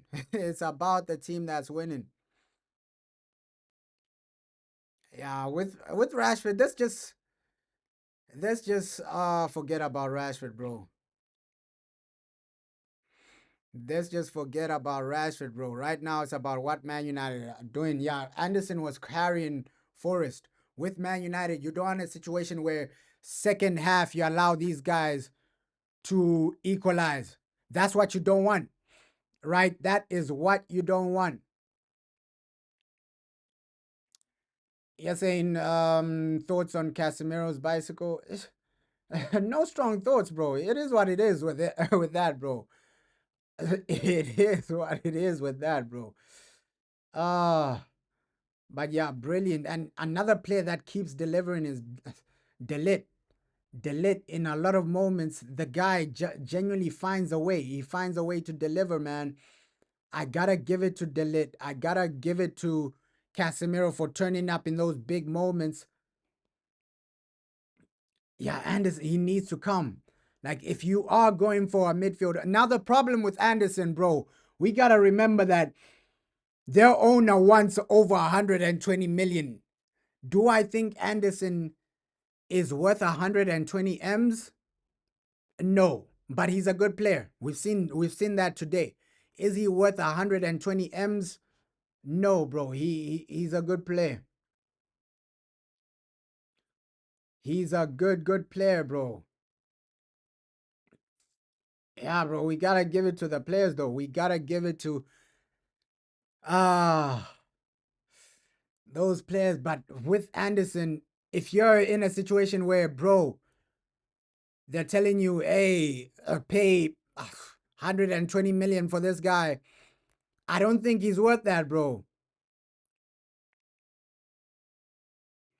Yeah, we are winning, but we need to do better. I'm not saying this is good enough. I'm not saying, yo, this is good enough, bro. There's no point where I'm saying, yo, this is good enough. I'm just saying, hey, we are winning. It still needs to improve second half. I think the way we're playing, obviously, as fans, we want to score a goal from open play, not corner FC, not set piece FC or penalty FC. You want to score a goal from open play. So second half, let's see how we play. I think the performance will improve, but at least we are up. Being up at halftime, we know that, oh, these guys will have to overcommit, bro. Yeah, get that second goal, man. Get that second goal. Get that second goal. Get that second goal, man. Yeah. Let's see what we do second half, man. Let's see what we do second half. Let's see what we do second half, man, because I just need us to just win the game, bro. Win the game. Win the game, bro. Let's see what we do second half. Win the game. Perform and just score some more goals. But looks like Arsenal are also winning. But we shouldn't be focused on Arsenal, bro. We should be focused on ourselves. Come on. Come on. Second half. Second half, man. Second half. Let's do what we need to do. Oh, Lamens is another guy where I'm happy with him. Yes, saying Forest can come strong, but I believe we can win. Yeah, we put ourselves in a great position, bro. Like the way we're already winning this game. Like for us to lose it, it's no longer a situation where Onana is in goals, bro. Onana is not in goals, bro. For us to lose this game, we have to drop off so massively down, bro. So first half, we saw how we're playing defensively. Defensively, I can't say that, okay, yeah, Forest should have had a goal. Forest are unlucky to be 1-0 down because defensively we did our thing. So I'm just happy that, yo, we have a goalkeeper like Lamens. Second half, you're not in a situation where you're saying, yeah, we're 1-0 up, but we know our goalkeeper is going to make a mistake. It's no longer that situation, bro. But yo, hey, what a goal from Mateta. That guy keeps scoring. Mateta keeps scoring, bro. So that top six race it's tight, bro. It's tight. All the points you can accumulate them now. Accumulate them now, bro. Come on, I just hope my boy Sesko gets a goal because you can see these strikers are scoring. Other strikers are scoring. Mateta is scoring. Gyökeres got a goal. Welbeck got a goal. I just want us to experience like somebody winning the Golden Boot at Man United again, bro. It's been years. It's been years. I think the last player that won the Golden Boot was what? Van Persie or something? Or Lukaku? I don't know if Lukaku won the Golden Boot that season, but it's been a long time, bro. Yeah, Luke Shaw as well, bro. He's been impressive. I said that during the game, like, yo, Luke Shaw, as a defender, he looks more comfortable. As a left back, there were some situations where he's a bit too lazy to make the overlapping run, things like that. But as a defender, we saw that situation in the first half where he blocked a shot. So Luke Shaw, I have to give him his credit, man. I gotta give him his credit. First half, he did his thing, defensively solid. Same with Delit, same with Lenny Yoro. I don't think we were shaky. Yeah, I think we'll do better second half, bro. Let's see. It's about to start, man. About to start. Players coming back onto the field. Don't let us down, Manchester United. We're in a great position. You're 1-0 up. All you gotta do is don't concede, and we win the game. But I still want some like more goals, man. I need a Cunha goal. I need a Sesko goal. And even an Ahmad goal. If you can win this 3-4-0, it'll be brilliant, man. If you can score like 2 goals in the second half, it'll be brilliant, man. It will be brilliant. Yeah, the amount of blocks, like with Luke Shaw, he started reading the game extremely well as a defender. As a defender, you gotta give him that, bro. I still think his best game was against Arsenal. His best game was the way he was reading the game, the way he was reading the runs of Gyökeres, reading the runs of Arsenal players, bro. Like as a defender, just look at his movement as well, bro. Look at his movement off and on the ball. As a defender, I think he's found his strongest position, Luke Shaw.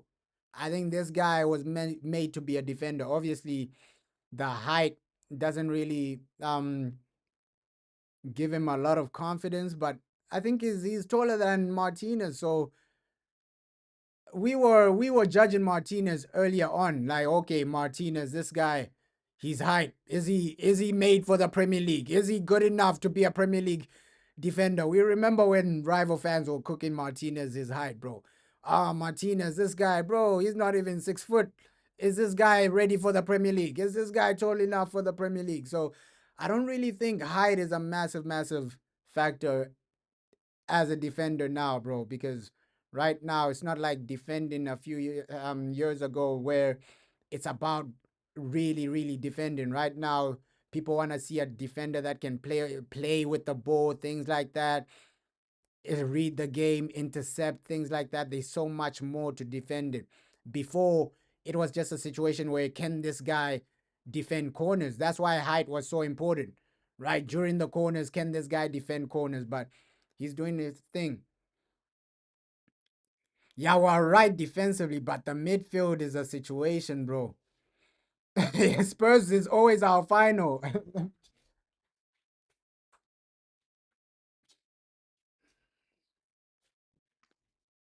Spurs is always our final, and Ruben Amorim has never like won against Spurs, right? We've seen that situation where against Ange Postecoglou, all the games we played against Ange, he lost. But against Frank, bro, I think we can get something against Thomas Frank, because Thomas Frank, he's an up and down manager. So far, he's been up and down against as a Tottenham manager. Let's see how they perform against Chelsea, but I think we can do something. We can do something against these guys. Ange is gone. Obviously, we saw that Ruben, he used to struggle against Ange. I don't know, like Ange was just his bogey manager. That manager is always losing to, right? But now that Tottenham has Thomas Frank, it'll be an interesting game, bro. That Tottenham versus Man United, it'll be an exciting and interesting game. I won't even lie. Like both managers want to make a statement, both managers want to win, but yeah, second half, let's do this, man. Let's score some more goals. Let's score some more goals. Yeah, I also pray for like a win against Spurs, man. I just want this winning run to continue. Let's see how many games we can just keep on winning, keep on winning, keep on winning. That mentality is different. I'm not saying we're in a title race, but bro, if you just keep on winning, the players will start believing that it's possible to win the league. And even if you don't win the league, the worst you can get from that situation is top 4, right? So always aim as high as possible, man. Like that's just what I'm saying. Like some of the most successful people, they make themselves delusional, bro. Like when Ronaldo started playing football, he made himself delusional. Ronaldo, as a kid, there are videos of him saying, "I'll be the greatest ever player." Second half, let's go, man. Let's go. We're back underway.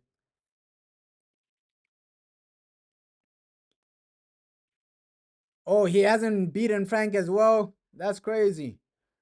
That is crazy. I thought Sporting played these guys in like Europa or something. Cause I heard an interview of him saying, "Yo, I analyzed the way my game against him when I was Sporting manager.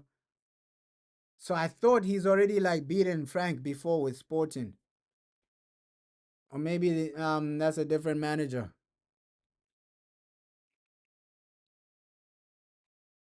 Yeah, but it's gonna be a difficult game, bro. We started well second half though. We started well second half, but yeah, what I'm just saying is that always aim as high as possible, bro. Like, yo, if if we aim for winning the league right now, the worst that can happen is we finish top 4. So even if you're being delusional to yourself, aiming as high as possible is always it's always gonna benefit you, bro. It's always gonna benefit you. Aiming as high as possible. Sometimes you gotta be delusional to reach the top. That's how Ronaldo became one of the greatest players, bro. He was telling himself, "I'm the best, the greatest of all time," as a teenager, and now he's reached insane levels, man. Sometimes you have to be delusional. Yeah, second goal is so important, man. Let's just get that second goal. Sometimes you gotta be delusional. Oh, come on, come on, come on. Our captain Bruno Fernandes. Yes, saying you thought I thought you could outsmart you. What do you mean, bro? Oh, come on, come on, come on. Come on, come on, come on. Don't concede, though. I don't like the way we're already conceding corners, already conceding shots. I didn't know we're currently second place.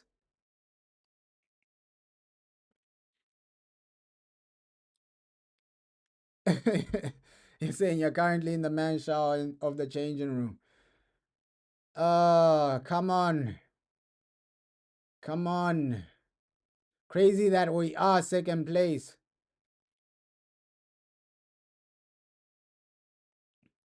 Oh, man, what? Just seeing the goal. Ah. Bro. That's what we were hoping for. Like, that's what we were not hoping for right there, bro. Stupid goal to concede. Oh, man. Immediately you concede, bro. Immediately we concede, bro. Oh, no. Oh, man. That's really low. That's really low from Man United, bro. Like whose idea is it for Ahmad to be defending a corner, bro? A set piece. Ahmad is the guy marking him, bro. It should be somebody like Delito, Lenny Yoro. That's where we messed up. Ahmad is the guy defending a set piece, bro. We know that Ahmad isn't the tallest player out there. Of course, he's not gonna win the header. Right? Ah, man, we could have done better in that situation. Oh, man. You can't even blame Ahmad, bro, because we know that he's never gonna win a set piece. Oh my God. 2. Oh my God. 2-1, bro. 2-1.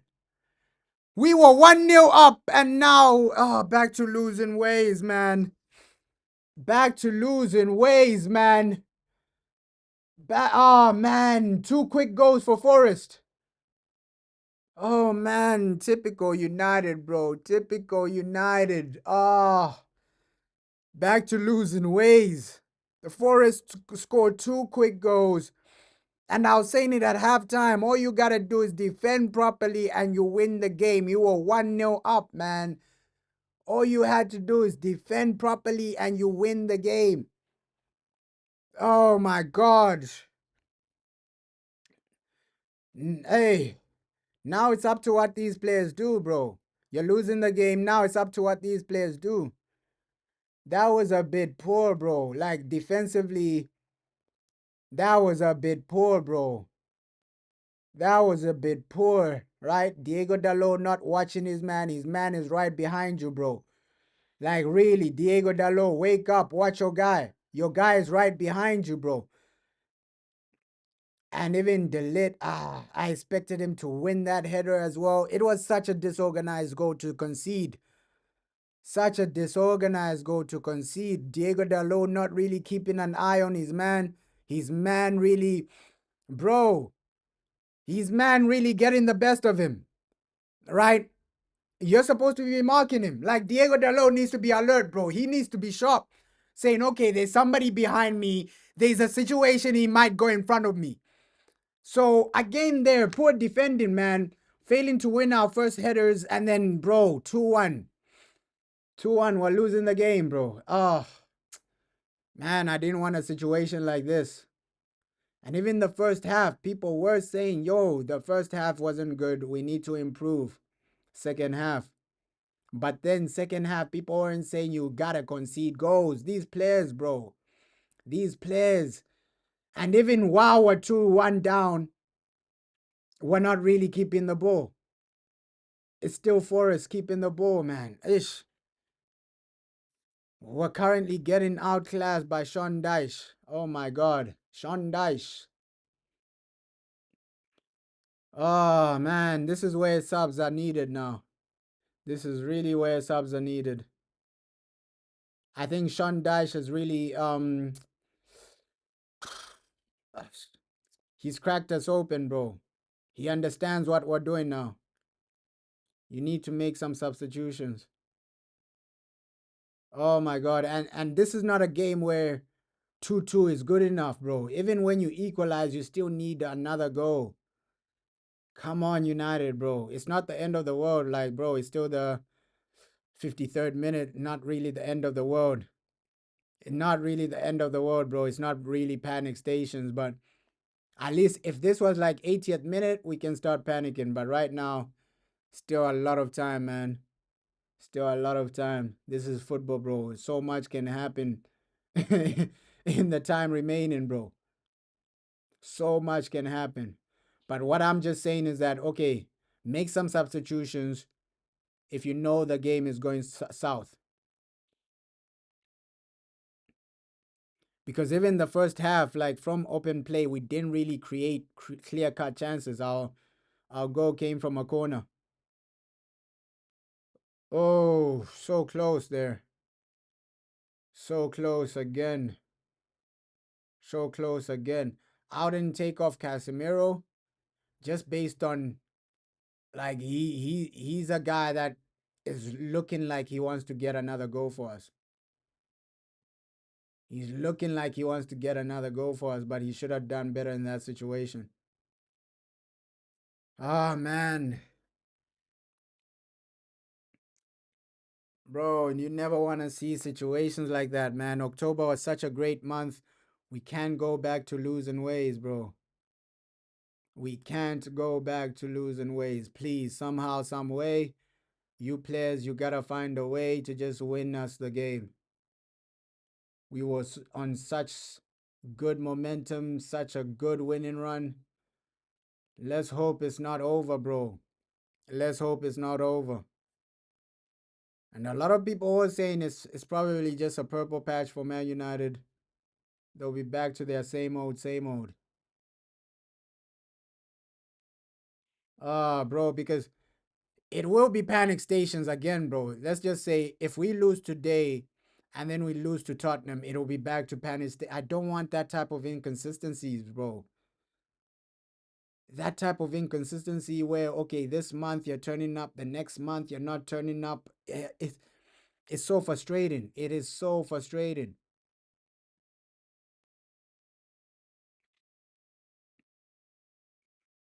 Ah. But this will show you the character of like a lot of these players, man. When you're down, when you're losing, how do you bounce back? How do you bounce back? Bounce back with a goal, man. Bounce back with a goal. It's so frustrating, bro.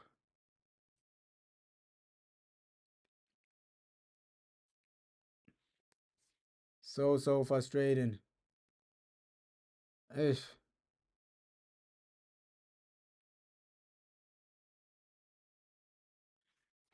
Oh, man, you can't be allowing Forest to do this to you.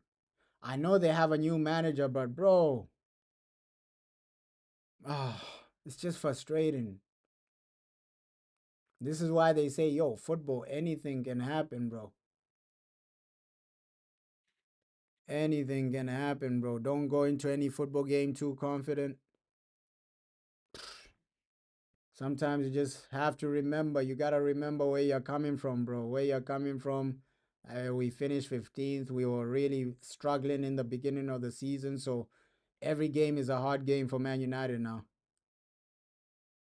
Every game is going to be a hard game for these players. They choose when and when they want to turn up. For me, I think first half, Luke Shaw was brilliant. I think right now, Luke Shaw might be one of the only players that can say, yo, I tried to do my thing, man.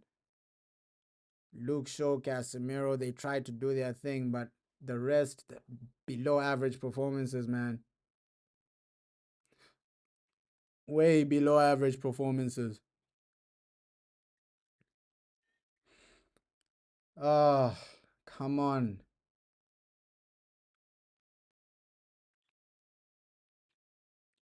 And these are the games you actually see the quality of our team, bro. When things are not going well, right? What's the mentality of these guys?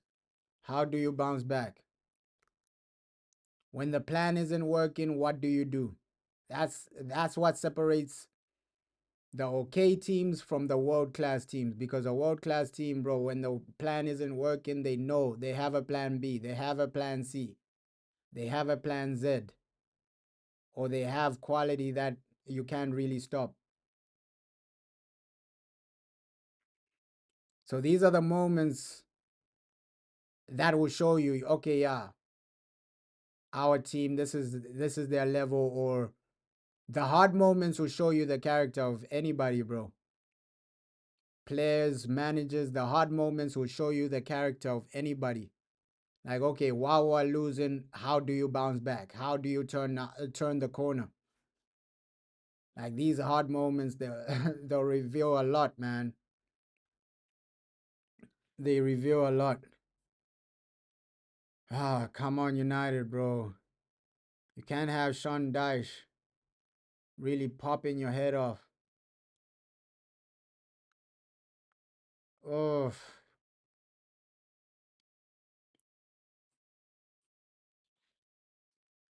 oh man. And you can see that, okay, yeah, this Manchester United formation, bro, is just based on like, yo, their wingbacks. If their wingbacks are turning up, that's what I've realized. That's what I've realized, bro.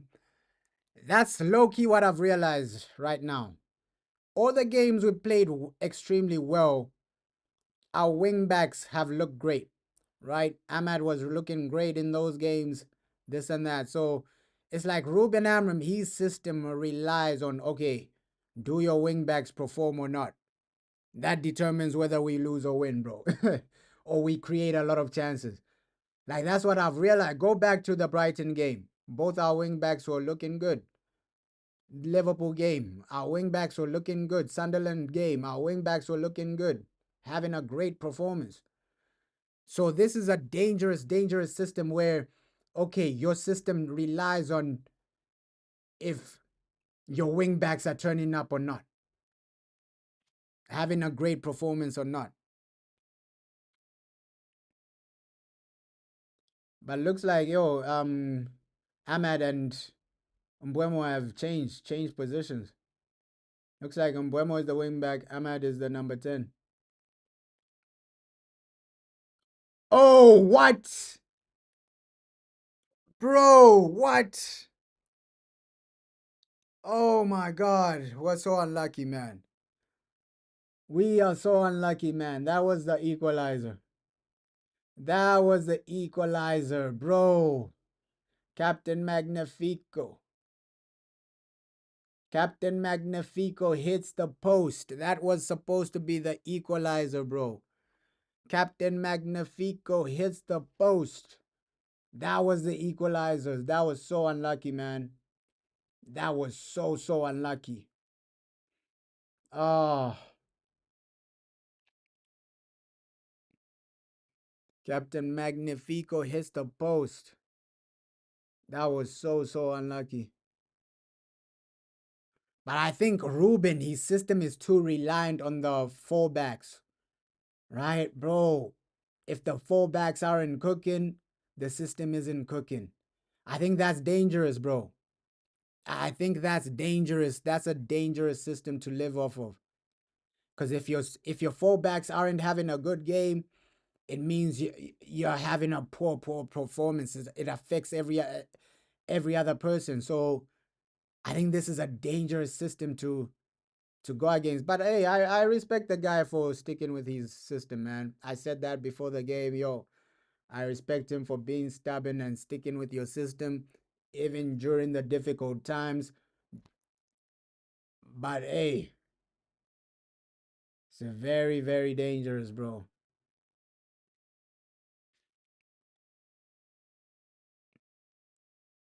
Because all the games we've won, just look back at every game we've won. Our wingbacks have had pretty good performances. Pretty good performances. So it's like this system relies too much on wingbacks, bro, which is dangerous. Which is genuinely dangerous, bro. You need a system that, regardless of whether the wingbacks are turning up or not, you can still have like a good foundation to win the game or to have a great performance. Yo, let's hope we find an equalizer soon, bro, because I know Sean Dyche, bro. He's 2-1 up, 80th minute, bro, he'll lock the game off. He will lock the game off, man. And that's Sean Dyche for you, bro. The man, he's gonna lock the game off. 80th minute, you're still 2-1 down, bro. That's when it's panic stations. Right now, realistically, it should have been 2-2, bro. Well, unlucky to hit the post by Bruno there. It should have been 2-2 or something like that. Close to that. Let's just get the second goal, man. Once you get our second goal, I think we can win the game. That momentum will push us over the line, man. But it's about when you get the second goal, bro. Don't get the second goal 85th minute. That doesn't make sense, right? Get the second goal at least now while there's still time for a winner, bro. Ish. But it's frustrating. It is frustrating that, yo, one moment we're delivering, the next moment we're getting delivered. It's so frustrating, bro. One moment we're cooking, the next game we're getting cooked. And that's been Man United, bro. One game you're cooking against Liverpool, the next game you're the one getting cooked. The inconsistency is frustrating with this team.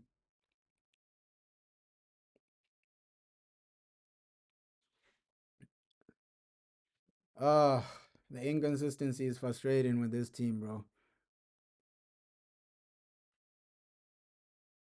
Ish.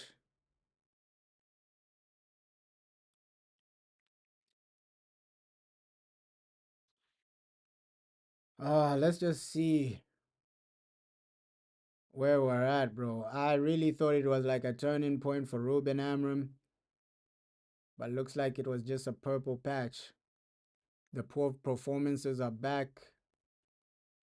Come on, Ruben. Ruben, I want the man to succeed. Come on, make a sub now. Make a substitution, my boy, Ruben. I want you to succeed. I don't want a situation where we lose this game and then Chelsea go above us. Oh, yo. And ever since we went 2-1 down, besides the Bruno chance, we haven't looked like genuinely scoring, bro. That's the most frustrating thing. Yo, that is the most frustrating thing. Ever since we scored, we haven't looked like scoring. Ever since they scored, we haven't looked like scoring, bro. They've been the way better team, getting into great opportunities, getting into our final third. Bro, get the ball to Cunha. Guys, get the ball to Cunha. That's the man I trust to create something. Get the ball to Cunha, man. Get the ball to Cunha, please.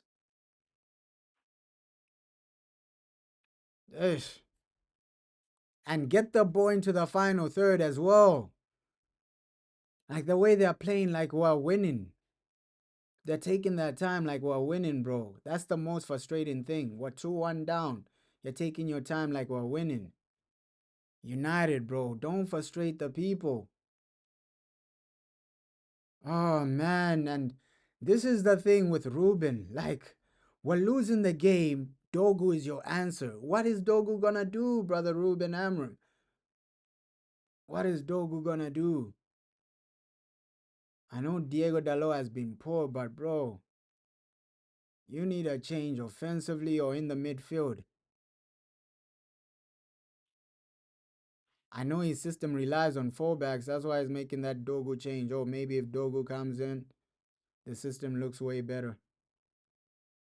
But come on, you also just need some fresh legs in the midfield, man. Somebody that will bring fresh ideas in the midfield and the attack. Cause sometimes, bro, it's not rocket science, bro. I won't even lie. Sometimes it's not like rocket science. People that are fresh, you bring somebody off the bench, they're gonna wanna prove something. Sometimes that makes a difference, bro. Maybe an attacking player, somebody, bro. Somebody on your bench comes on to make a difference, bro. Oh, man. Yeah, Dalot, I'm not complaining that Dalot is gone because he's been horrendous. Let's hope Dogu does better. But you also need a midfield change or an attacking change as well. Dogu, our truth is in the building.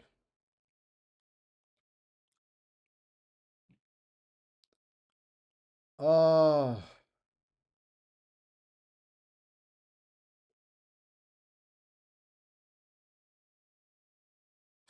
bro. And the more time goes, the less confident I become, bro. The more time passes, the less confident I become about a win, bro.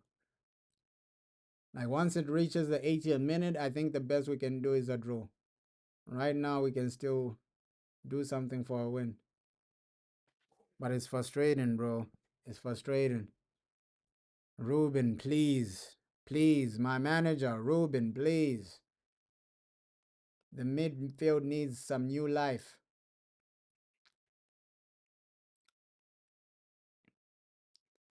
That's the frustrating part of this team. Like one game you're cooking and then the next game you can't even create. Oh, man. Like genuinely 3 shots on target for a top level team in 70 minutes. It's not good enough, bro. I won't even lie. 3 shots on target for a team like ours. It's not good enough, bro. It's not good enough. If we were Burnley, then yo, 3 shots on target. It is what it is. But come on, man. This is Manchester United. 3 shots on target in 70 minutes. That's not good enough, man. That's not good enough. And you can see where the problem is. You can genuinely see where the problem is. Right? For me, I don't really think it's really overall defensively. I just think it's the creation of chances, scoring of goals in this game, and just the midfield dictating and controlling the game. That's what's let us down, bro. Because if you control the game a bit more, you're not conceding these types of goals, man. If you have the ball, like controlling the game, you could have prevented at least one of those 2 goals. Ah, man. United, wake up, wake up. Another situation where we're losing the ball easily, bro. You're not alone. You're not alone. You're not playing football alone, bro. Obviously, these guys are pressing well. They're recovering the ball well. Yo, it's a disaster today, bro. I won't even lie. It's a disaster. Ish. Week in, week out. This is what we have to experience, bro. Inconsistency. Inconsistency. Poor performances and inconsistency.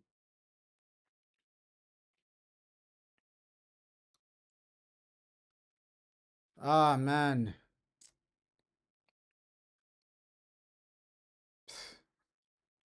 And it's not like we even look like scoring.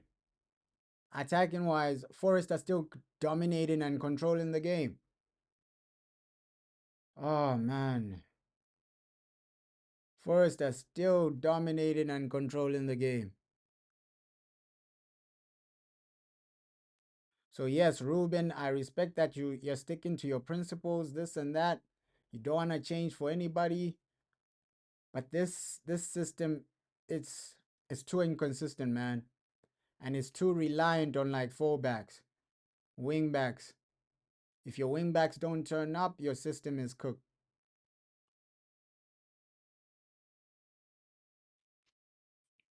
Yeah. Your system is cooked when the fullbacks don't turn up. Ish. Man.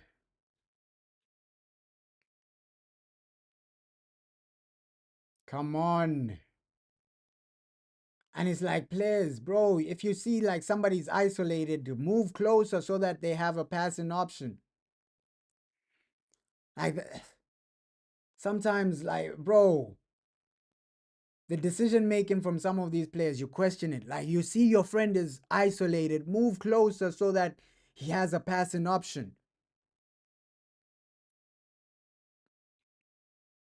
You can see that, okay, one of my teammates is isolated, he's surrounded. Let me move forward to give him some support. But no, at Man United, you just want to watch him. Watch him while he's isolated. Oh, man, you're just watching the guy while he's isolated. Bro, it's frustrating. It's frustrating. And this passing side to side, or you're just passing for nothing, right? You're not even getting opportunities. I hate that type of passing, bro, especially when we're losing, where you're just passing for passing sake. Passing for passing sake, bro. I hate that, bro. The passing leads to nothing. I hate that type of football, bro. I hate it. I hate it with a passion, bro. Where you're just passing for passing sake. Oh, nah, bro. We're not doing well.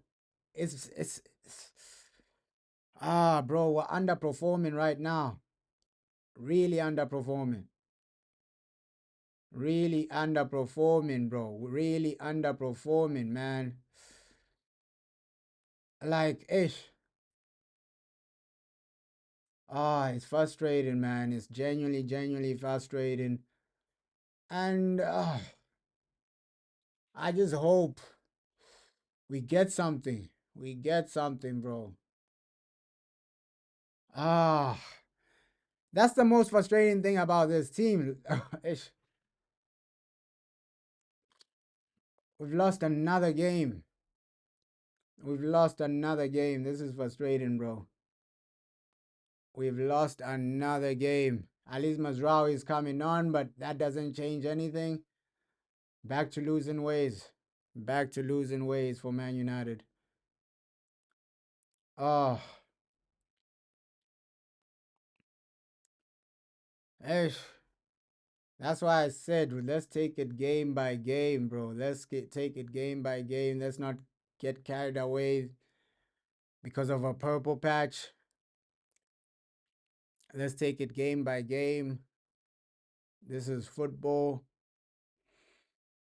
Yo, you can go a month where you're just winning and then another month where you're just losing. That's been Man United, bro. That's been Man United. I won't even be surprised if this month we lose today, we lose to Tottenham, and then we lose our next match, bro. That's how inconsistent we've been as a team. It won't even be surprising if that's the situation. Oh,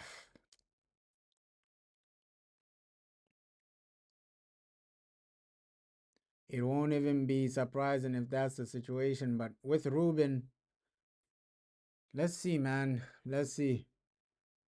That's why I said this is judgment season for the manager, right? Let's see what he does this season. This is judgment season for the manager. Sean Dyche has really outplayed us. But football is not one game. That's why I said it's going to be a roller coaster this season. So Jim Ratcliffe wants to back Ruben Amorim for 3 years. It's going to be a roller coaster this season. We're going to see some unbelievable highs. We're going to see some unbelievable lows. I think people just have to prepare for that. Let's not be delusional and say, yo. Let's not be delusional and say, yo, we're going to do this. We're going to do that. Let's take it game by game, bro. Let's genuinely take it game by game. Oof.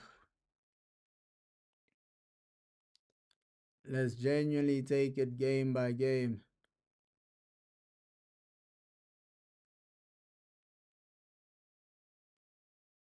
And you're gonna see some really low lows this season. I'm not gonna lie. Oh, we need a goal, and it's just defensive subs. That's where you gotta question the manager, bro. We need a goal, and then you're bringing on Dogu. It doesn't really make sense, man. So that's why let's just take it game by game. I think we shouldn't get too overly positive. We shouldn't get too overly negative. Let's just keep it simple. Take it game by game. Judge the manager on like a season or something. Judge the manager this season, bro. Take it game by game. If we win, hey, people should celebrate. If we lose, people should be upset. It's gonna be an inconsistent season, bro. It's gonna be an inconsistent season. We're already seeing that, bro. We are already seeing that. Everybody just needs to take it game by game. There'll be some moments where the man wins unbelievably. There'll be some moments where we lose unbelievably as well. So let's just Prepare ourselves for a roller coaster, man. Prepare ourselves for a roller coaster.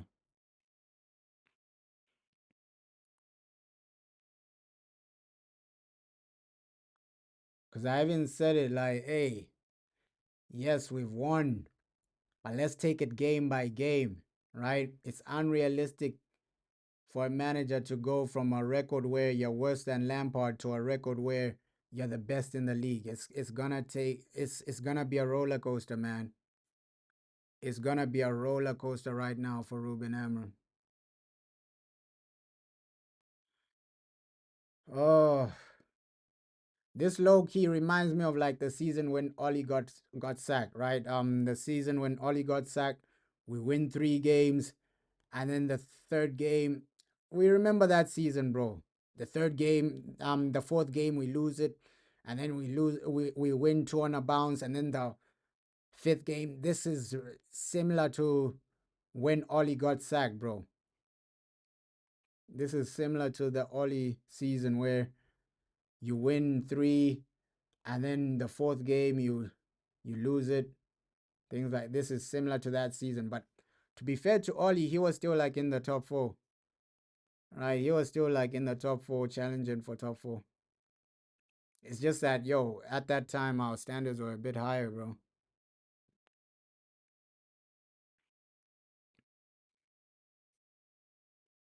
I think for sure our stand. Oh,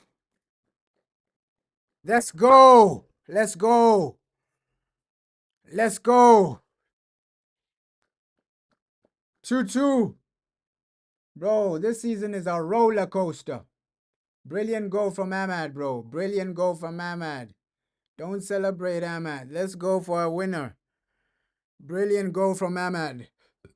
Let's go for a winner, my guy. Let's go for a winner. Let's go for a winner. This season is going to be a roller coaster, man. We got to prepare for it. We got to prepare for this roller coaster of a season.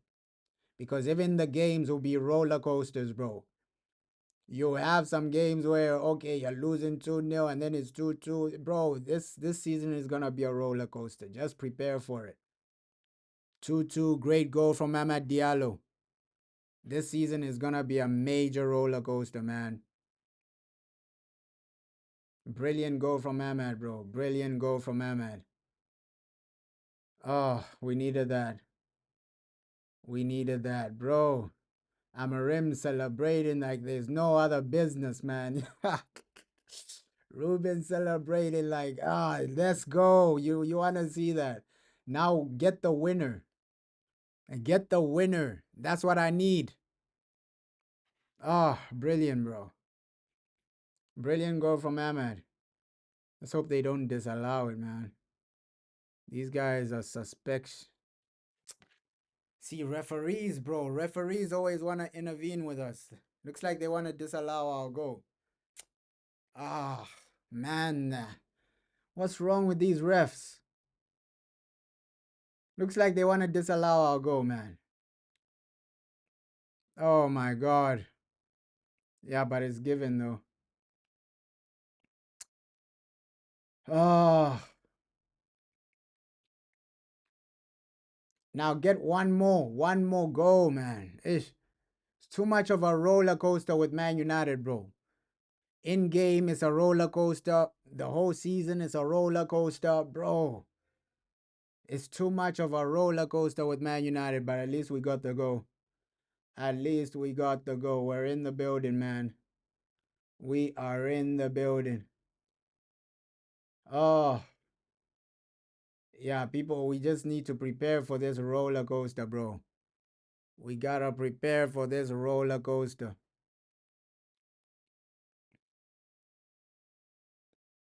Oh, come on, come on.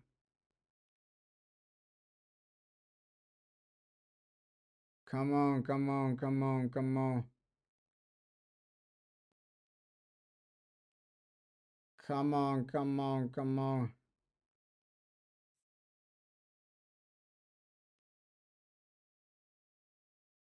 Dogu. Bro, come on, 5 minutes plus added time. You can do this, man. We can get a winner.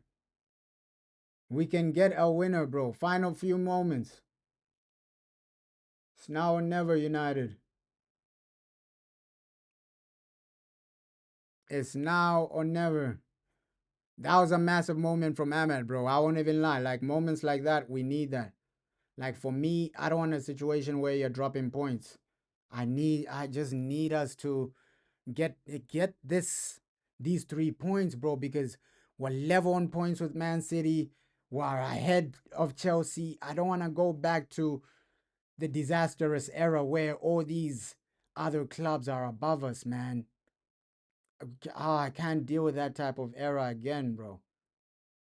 I can't deal with that type of era again. You gotta find a way to get the 3 points regardless of the situation. Like, that era is so bad, bro, where every other team is winning and you're losing. I don't want to experience that, bro. Get the 3 points today, right? Great shot by Ahmad for getting the equalizer, but we need that third goal. We can't have a situation where Man City lap us again, Chelsea lap us again. Bro, we're ahead of some of these teams, bro. Don't let Liverpool finish above us this season, right? Don't let Chelsea finish above us this season. Come on, build that momentum, bro. I just need a win, right? Forget about Ruben Amram in. I forgot about Ruben Amram in or out. I just need a win, bro. I just need results right now. Because our enemies, they want us down and bad. They want us suffering, bro. They want us saying Ruben Amram out. They want us losing. Our enemies want that. So I just want the opposite of what our enemies want, bro. Our enemies want us back to 15th. They want us back to losing games.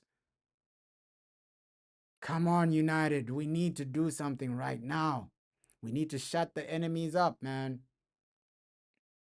We need to shut the enemies up right now. Just with that winning goal, that third goal will bring so much joy to my heart. Shut the enemies up, man. Shut the enemies up. Umbuemo, let's go, guys. Shut the enemies up. You can't allow Chelsea to catch you.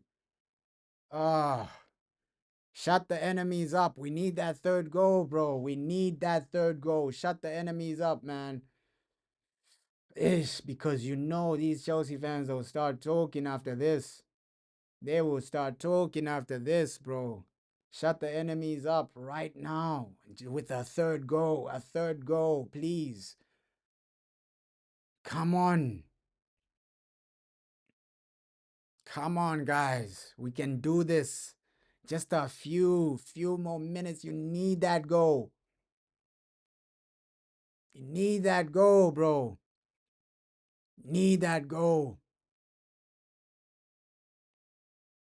Let's hope they put like 9 minutes at a time, because when we were winning games, that's what they were doing.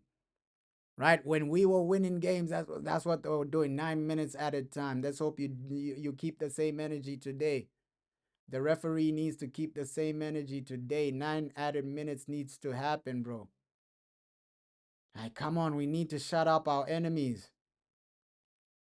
Can't allow Chelsea to go above us. We can't allow Man City, all these other teams, Liverpool, to gain momentum on us. That's what the enemies want. The enemies want us to lose, but Sesko! Oh, come on, that third goal is coming. Come on. The enemies want us to lose, but we can't allow that to happen, bro. The doubters want us to lose. The enemies want us to lose. Chelsea fans will be happy. They'll be smiling if we lose today, if we don't win, if we don't get the 3 points, bro. Come on. Oh.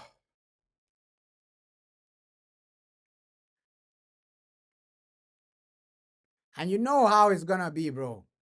If we don't win today and then we lose to Tottenham, bro, people will start cooking us again. People start cooking us again. Man United are one-hit wonder. You only do well for 1 month. I can already see it coming, bro. People will start cooking us again. That's why these players gotta deliver us a win. Deliver us a win, bro. Oh, bro, what? These guys almost scored a third goal. Bro, what? Oh, bro, what? These guys almost scored a third goal. Great block there, but bro, Anderson almost scored a third goal.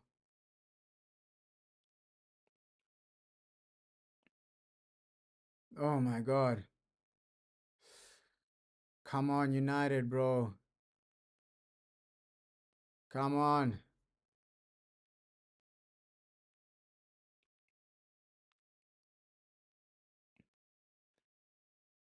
Come on, come on, come on. Oh, man. It looks like Forest are the guys that are going to get the third goal before us, bro. Like, we've stopped attacking now. You see how...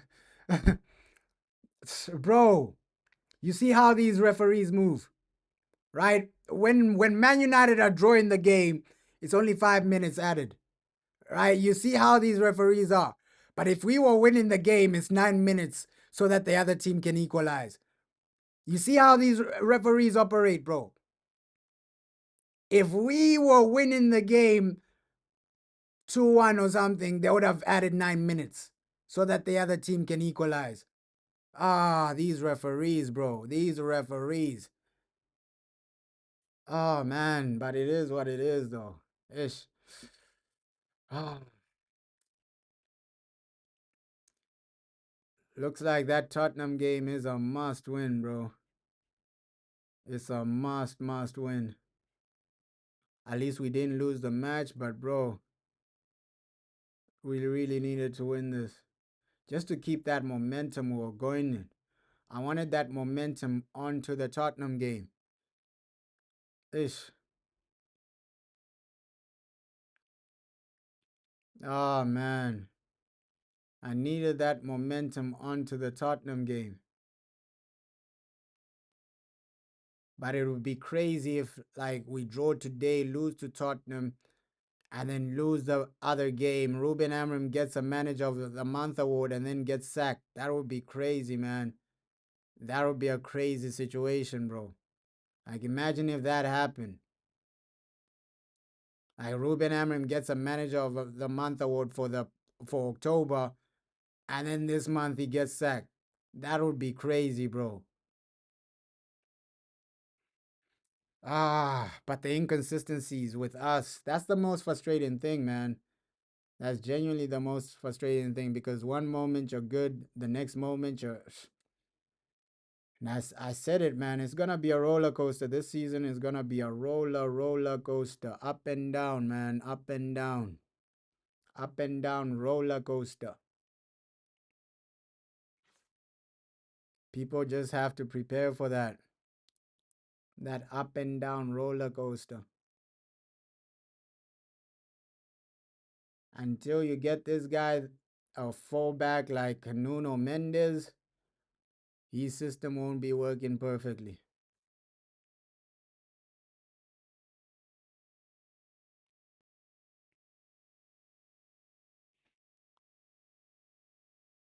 Oh,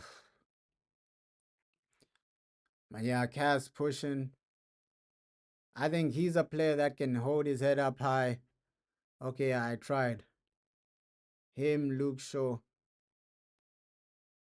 Ish. Diego Dalot, man. I don't know why we keep playing this guy. Oh! Almost a winner by Ahmad. Bro. Almost a winner by Ahmad. Almost a winner by Ahmad. Ah. Oh, that was a goal saving challenge and block, bro. Like, yo. We're just unlucky in this game. I think towards the final ends. I'm not saying, hey, we drew this game because we're unlucky. I think towards the final ends. Obviously, first half, we should have done a bit better. We should have created a bit more, right? I think second half, you let yourselves down with the poor defending. So, bro, this result reflects the way we played. I won't even lie. This result reflects the way we played, man. It wasn't convincing. Though you had some okay moments, but bro, Forest, nobody can say that Forest didn't deserve anything from this game. We were poor. We were horrible. Even the fact that, okay, after 70 minutes before these shots, we only had 3 shots on target. That's another factor you gotta look at, bro. Lack of creativity. These guys, they only want to start creating 80th minute, 75th minute. You only want to start doing something in those moments. So 2-2, man. 2-2. That's full time. Disappointing, man. Obviously, people would say this is a point gain, but I'll say this is 2 points dropped. I'll genuinely say this is 2 points dropped just based on the way we're playing in this game. 2-2, not really the result we wanted. I think we let in some easy goals, poor defending. Diego Dalot was horrific in this game, but not what we wanted to see, man. Not what we wanted to see. Looks like our winning run is over. Disappointing to see that as well, but let's focus on Tottenham now, bro. Let's focus on Tottenham now. I think that Tottenham game, let's try and bounce back then, but bro, I'm heartbroken right now. Genuinely heartbroken that our winning run is down. The players, I said it, bro. It's gonna be a roller coaster this season. Like there'll be moments when these guys turn up. There'll be moments when they concede easy goals, like we saw today. Not what you wanna see, bro. Not what you wanna genuinely see. And now, us dropping points, it means a lot because looks like Chelsea might go above us, Liverpool, all these other teams. I wanted us to keep that momentum, but we failed to do it, man. We failed to do it, but shout out everybody that joined the stream, bro. 2-2. It is what it is, man. It is what it is. Let's